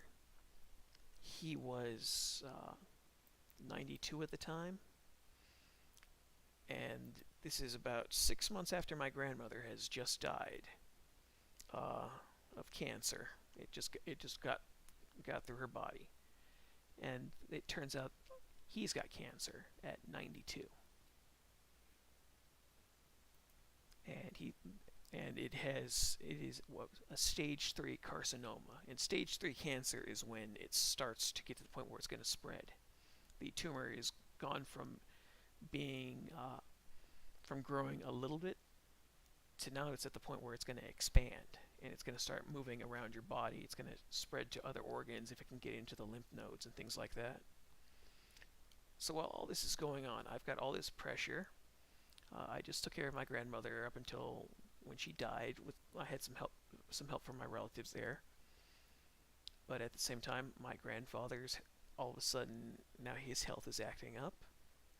And it was about this time that I also found out that my mother, who was 57, was showing signs of dementia. And I crashed and burned. And I just kind of said, fuck it. And had a bunch of stuff deleted, and I just said, fuck it. I can't deal with this anymore. I think I need to start over. And that wasn't the best decision to make because I had 5,000 fans on Newgrounds, which means I had maybe 700 people who were still paying attention to what I was doing. But I really crashed and burned. This was also the time I walked away from hanging around my friends, and it was meant to just be taking a couple months off, but it ended up being to walking away from them entirely, and then having to spend the following year taking care of my grandmother for what would be the last year of her life. I got overloaded, and I burned out real bad, and I stopped doing a lot of stuff. And I was also questioning whether I even really earned any fans and things like that, because you get to the point where you're emotionally overloaded and stuff just keeps piling on. You will be surprised at what it does to you and the stupid decisions you can make. So I deleted my accounts. I've re-uploaded some stuff. It's still there, but I've regretted that. It's just I snapped. I removed everything that was there, and kind of tried to start over. Just because for whatever reason, starting over felt like the right thing to do underneath all this pressure. And even then, I don't know why. It's just you get overwhelmed, and you react, and sometimes you don't react the way you should have. So that's kind of what happened, and I've done that twice. The last time I did it was when it was my original YouTube account I did, which had a couple million views, and I think I had about 13 or 14,000 fans or subscribers at the time. But that was also the start of when things were starting to go downhill for me. Because I would have been 26, 27 at the time. Excuse me, no, 28 at the time, and this was after we had the first economic crash of the 2000s. This was under Obama, so this would have been like 2008, 2009. And I had just graduated from college, and I couldn't get a job anywhere. I had to move back in with my folks, and so I was partially starting over in life again in Oregon, and everything. I couldn't get a job. The only jobs that were available were like fast food jobs, and even then, they weren't hiring. That's actually really pretty bad when even the fast food joints ain't hiring. But I had to move back to California, and you hit a point where you stop functioning properly. And in my case, when I get overloaded like that, I've got a history right now of snapping and saying, fuck it, I'll get rid of everything, I'll start over. For whatever reason in my head at the time, that felt like that would be what would fix things. And it doesn't, it makes everything worse. So it's just, would you say, mental health, fatigue issues, and things like that. Because graduating college and then not being able to get a job for a year and a half because of the economic crash is really, really stressful. Especially when you can't even, especially when when you're down to your last $100 and you can't pay rent and you've moved in with your folks and you can't pay rent. So I've been my own worst enemy with a lot of this stuff. And that's a mistake I really don't want to make again, because starting over is really hard. Even though sometimes it feels like it's going to be easier to start over than continue for whatever stupid or silly reason in your mind has latched onto. It's not. It's better to just stay the course. So it's a roundabout answer about what happened to my Newgrounds account. I have a new one there. I've got 260 something fans there now. I'm building up a little bit of momentum again. College is a scam. That's why you dropped out and went to vocational school. Yeah, it's the thing is, I have 2 degrees. I have one in filmmaking and I have one in screenwriting. I went to college at 2 different times in my life. I went in my mid-20s, and then I went again in my mid-30s. When I went there in my mid-30s, my little community college that I went to was a completely different place. And it was very disappointing because the one thing I noticed was people were a lot less individualistic there. For some reason, everybody... this was my first experience with all that woke stuff. And I'd realized nothing's dumber than seeing a bunch of people in your film history class freaking out against the teacher because she says everything can be criticized. And what pissed me off about that was one of the student who started the shrieking and the reeing at the teacher was somebody from my screenwriting class, and her argument was that a friend of hers didn't deserve to be criticized because he spent X number of hours on some Minecraft project that he did. And this is the same student who my screenwriting teacher had a mantra, and that is for everybody to learn to love criticism because it's going to make you a better writer. And watching her and basically lead the charge and freak out on this other teacher because the teacher didn't accept the idea that one person couldn't be criticized was really just fucking creepy as hell to me. Because it's not like the criticism is gonna do anything other than make you feel like crap for a little while. But you're gonna get something really good out of that criticism. And yeah, it sucks because sometimes you pour your heart out into something, and it doesn't work. But at the same time, the person who's telling you that it doesn't work is also, you got a good chance they're gonna tell you how to make it work. Yes, they actually did start physically shrieking, and the class was small. It went from 27 students down to like 19, and it was 5 of these students all started yelling at the teacher after she disagreed with them. And I was pretty disgusted by that. Because it's not like the teacher even said anything terrible. She didn't come out and say, because you created something that I don't agree with, I have to chastise you. It was simply, no, everything is open for criticism.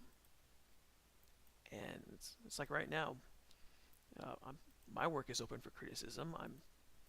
I'm an intermediate at best. I'm not a professional.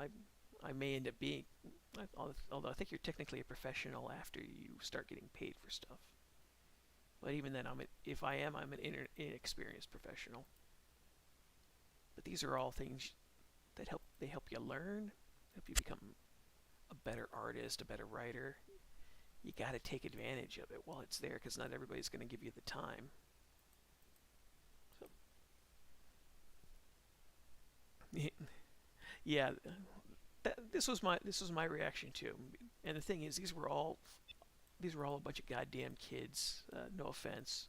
At the time, I was probably 33, and these kids were probably 10 years younger than I was. And they're yelling at this teacher who has worked in the industry, even though, as if I remember correctly,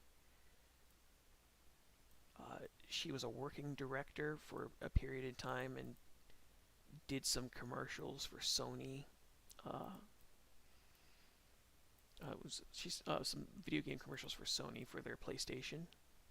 I can't even remember what PlayStation model it would have been at the time, but you know, she had to take criticism too, and seeing all these kids freak out on her was just the dumbest thing I'd seen, and I actually couldn't believe it. I'm just kind of, it wasn't jaw dropping. It was more my mouth half open, going, "Are you guys fucking serious? Come on."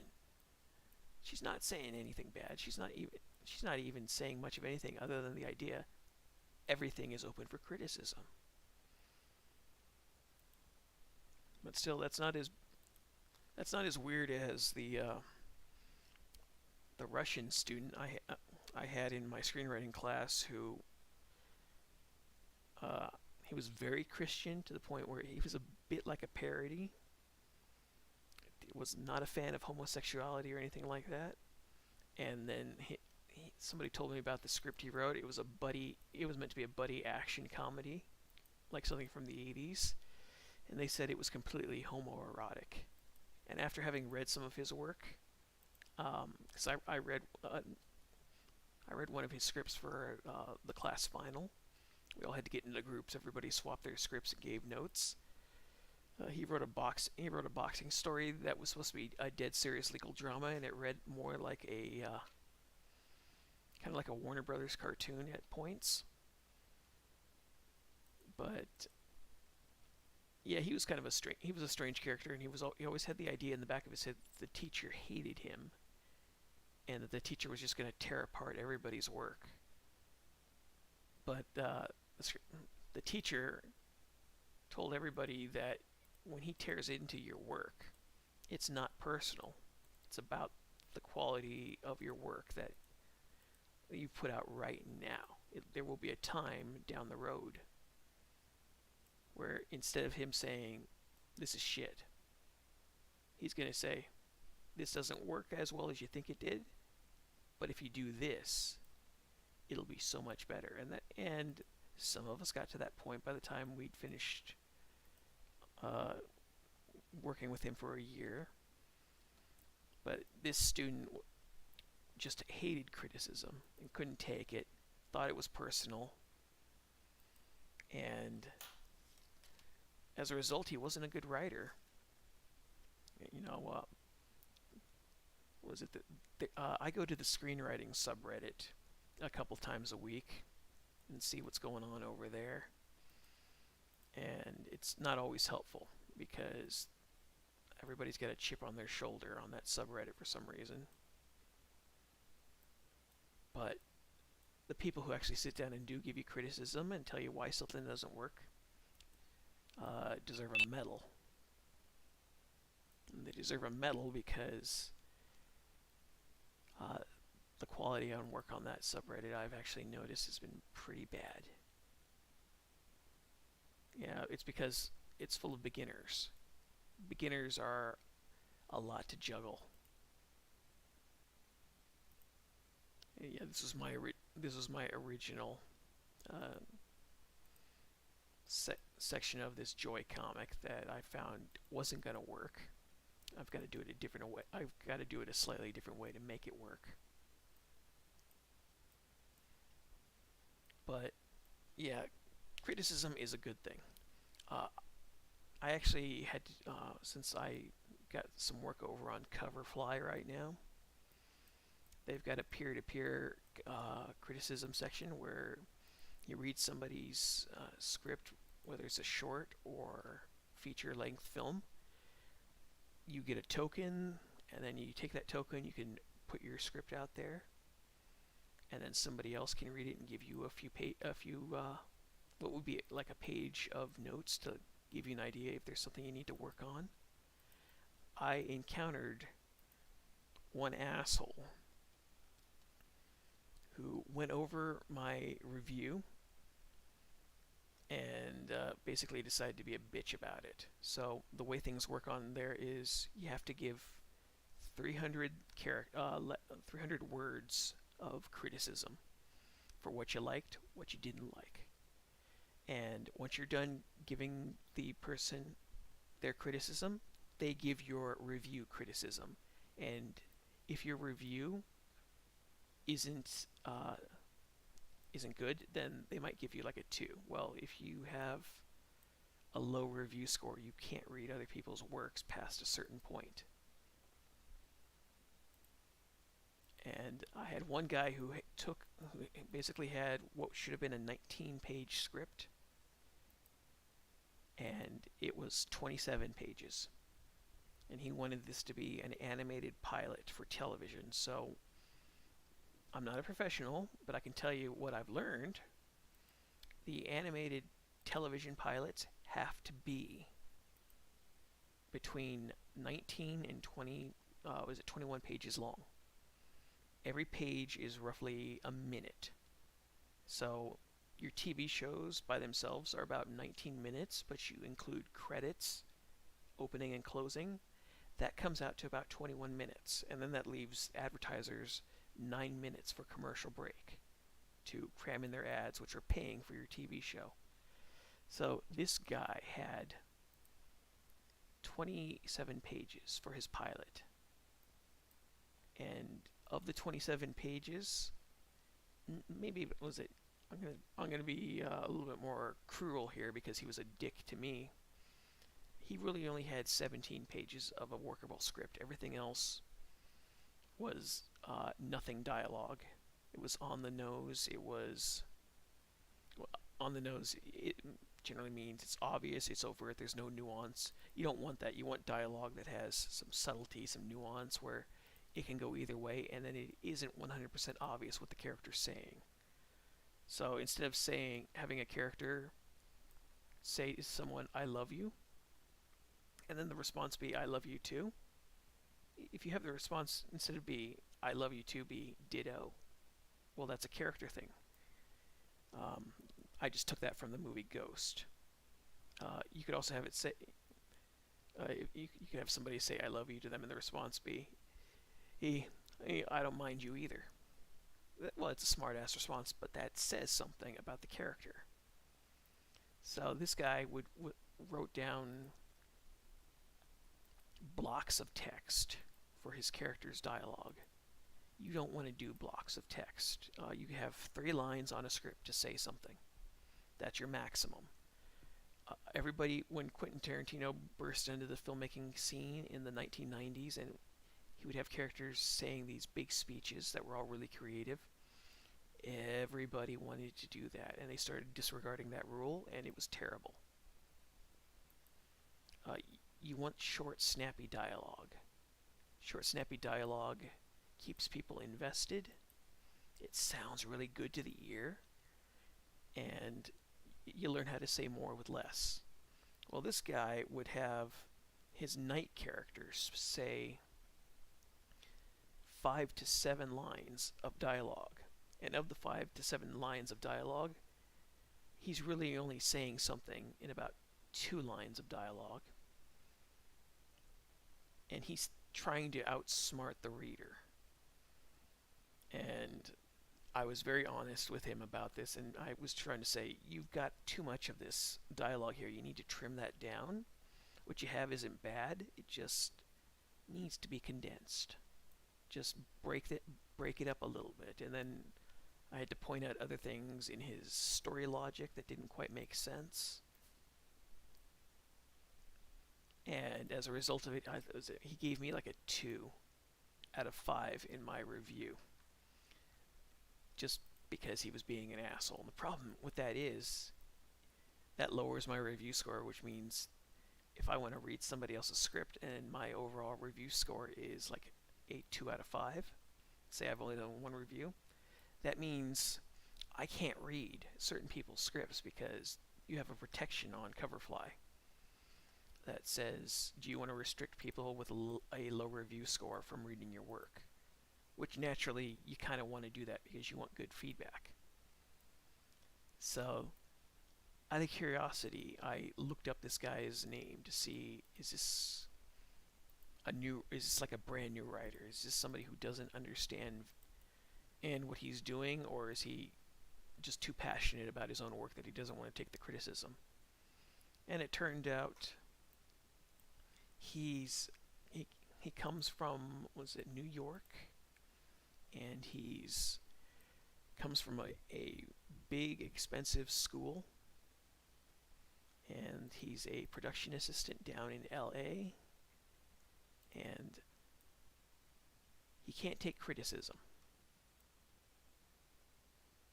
And I've got a buddy who I help with some of his screenwriting projects that I know from college. And I actually brought this up with him, and I said, what's your opinion on this? Am I overreacting, or is this dude just a real fucking tool who can't take the truth about his work? I let him read one page, and he said the same thing I did. Now, granted, we were both taught by the same teacher, so we both have the same opinions on screenwriting. How you don't want to break these rules. You can get away with it once in a while. You know, once in a while you can have a character say a 5-line speech. But you gotta save those moments. You gotta pick and choose.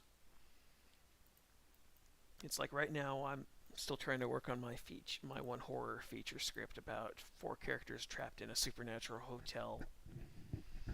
And it's essentially a labyrinth maze. And the hotel that they're stuck in, everything looks like a normal hotel, but it's not. It's essentially a hotel for the dead.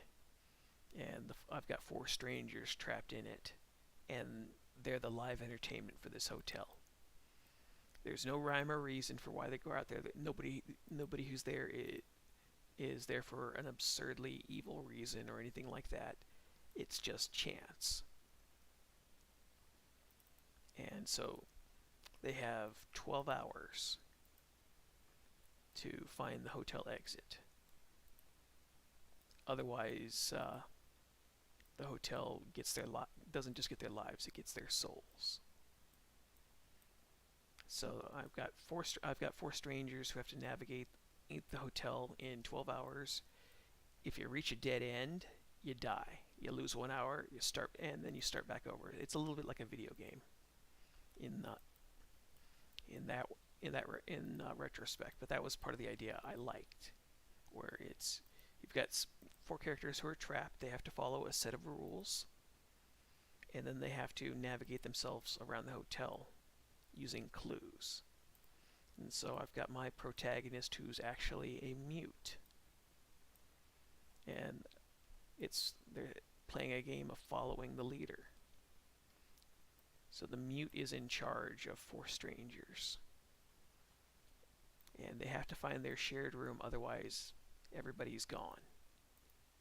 But the problem is, the hotel knows everything about these characters, and rather than directly put, damn it, autosave, rather than directly have the hotel stand in opposition to what they're doing, because they've got the staff members there, and everybody who's in this hotel is some supernatural creature.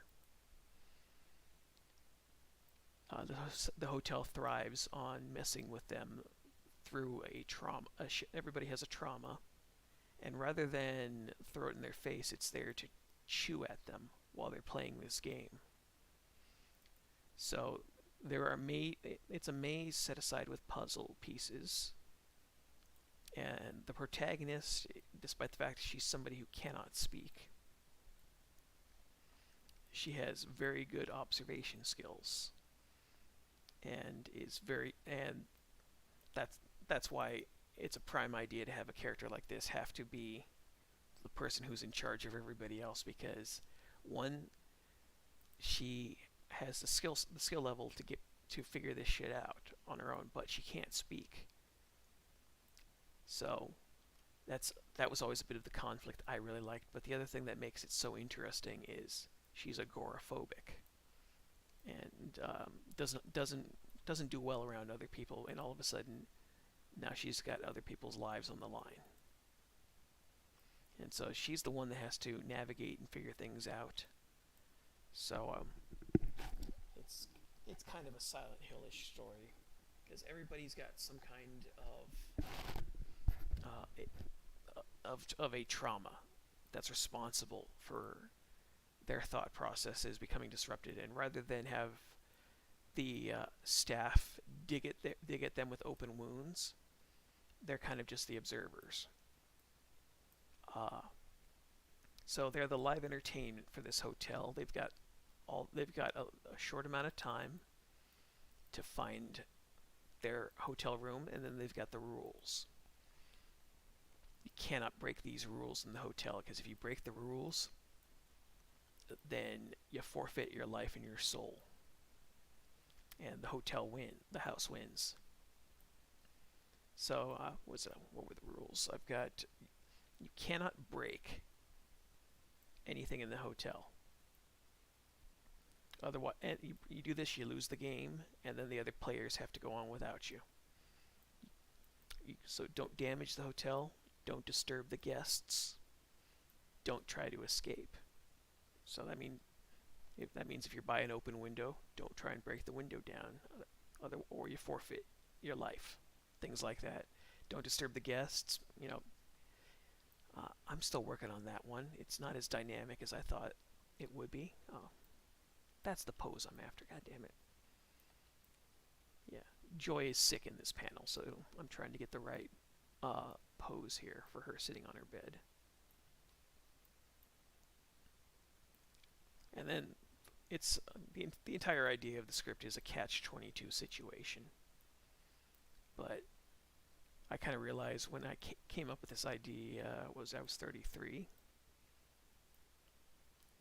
When I came up with this idea, the real meat of the idea isn't so much the hotel or all the supernatural shit. It's having four strangers who are all very different than each other, trying to navigate through this place that knows their trauma and throws it back at them, and so it makes them on edge and irrational, so they can't function properly.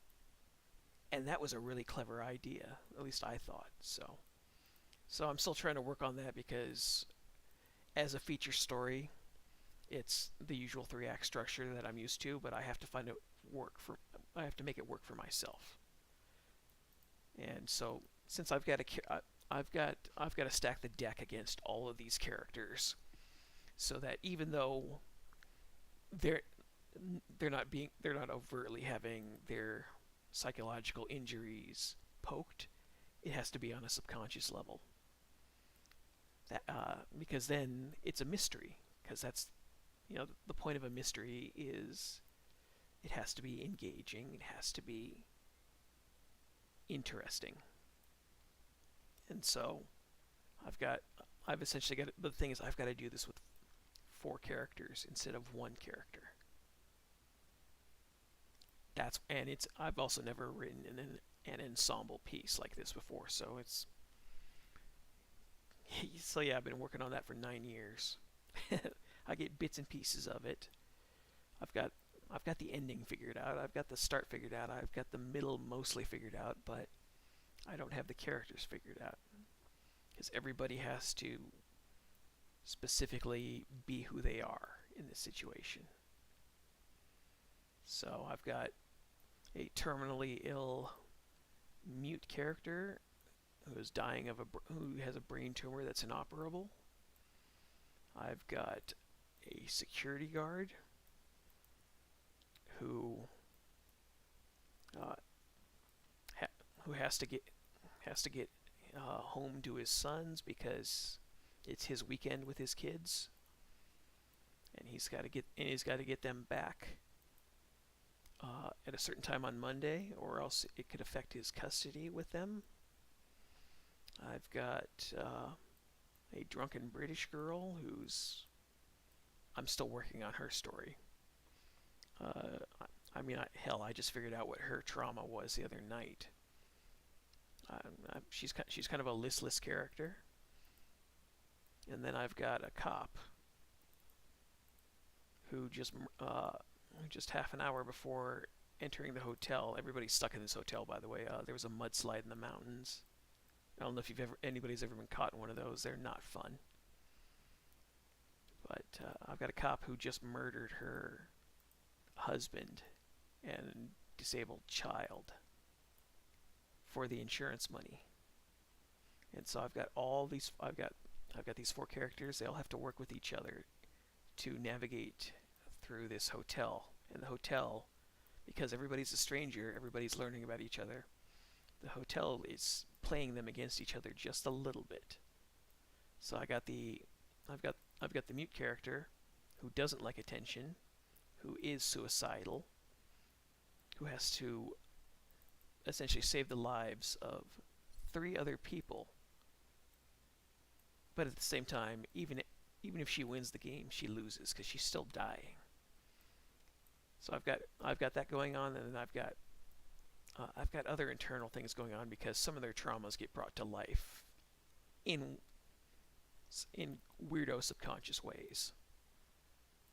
And I'm still working on that because all the puzzles that they face, because there are 4 riddles that they got to get through to find their way through the labyrinth. And these are just riddles outside of staying on the right path. And I've got 2 of them down. I've got one of them that it works, it's not great, and then I've got a 3rd one that I haven't even figured out yet. So that's my crazy script idea that I've been working on for 9 years. It's getting there. Because the idea would be a low budget horror film, probably under $20 million if I was actually able to sell this script to a studio.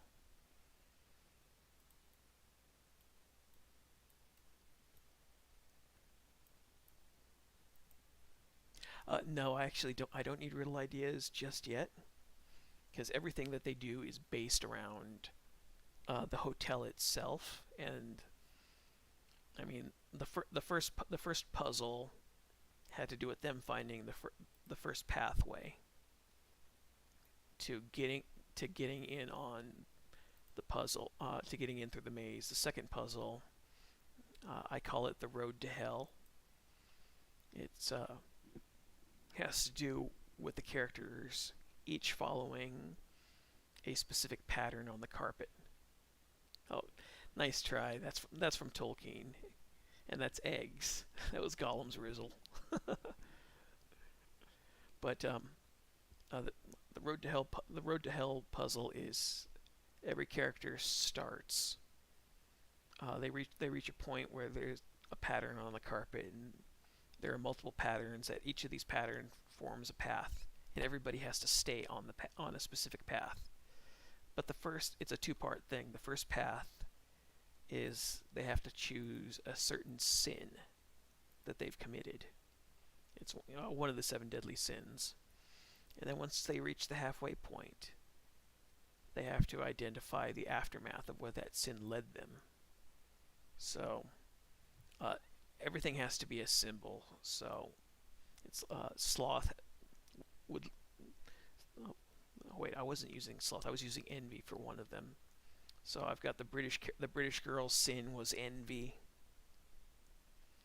and she has to follow the path, the envy path, and then find out where there's a symbol for where it leads. And in her case, she has to choose a pair of ski symbol in the carpet, and she has to follow that trail afterwards. And then that was hers. So I've got to do that for 4 characters for that one, because everybody's got something that some kind of these crude sins that they've done that's led up to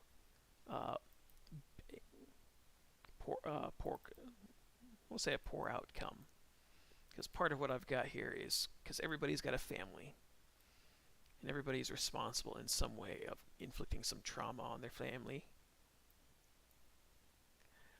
Got a barbarian with wrath. No, no. Nothing like that. I'm not that on the nose, I don't think. But the problem is I'm trying to come up with something reasonably creative and isn't too hammy. So, but that's about where I've left off on the project, because I've got to do 4 of these, and I've got one down that I like. I've got this one that I just came up with after finally realizing what would be a good puzzle, because you have to go with visuals for a lot of this stuff. So I've got that one. I need one more, and then I've got the final one. And the final one is a little bit of meant to be a catch-22 moment, where if you aren't paying attention, you wouldn't realize it otherwise, because quite literally in this story, the devil is in the detail.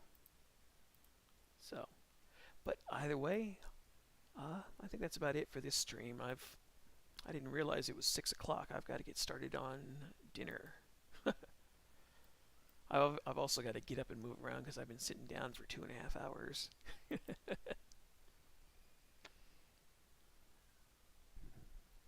So other than that, thanks for hanging out with me, guys. I will catch you next stream. To everybody who emailed me, just I will respond to those probably in about an hour or so after I finish getting dinner done. So, and I also need to get back and finish this Joy comic on the side. So, other than that, I will catch you guys next stream. Thanks for hanging out. And, what was it? We're 13 days away from Dungeons in Debt being uploaded to Newgrounds and YouTube. So, here's hoping, and have a good rest of your weekend, guys. Take it easy.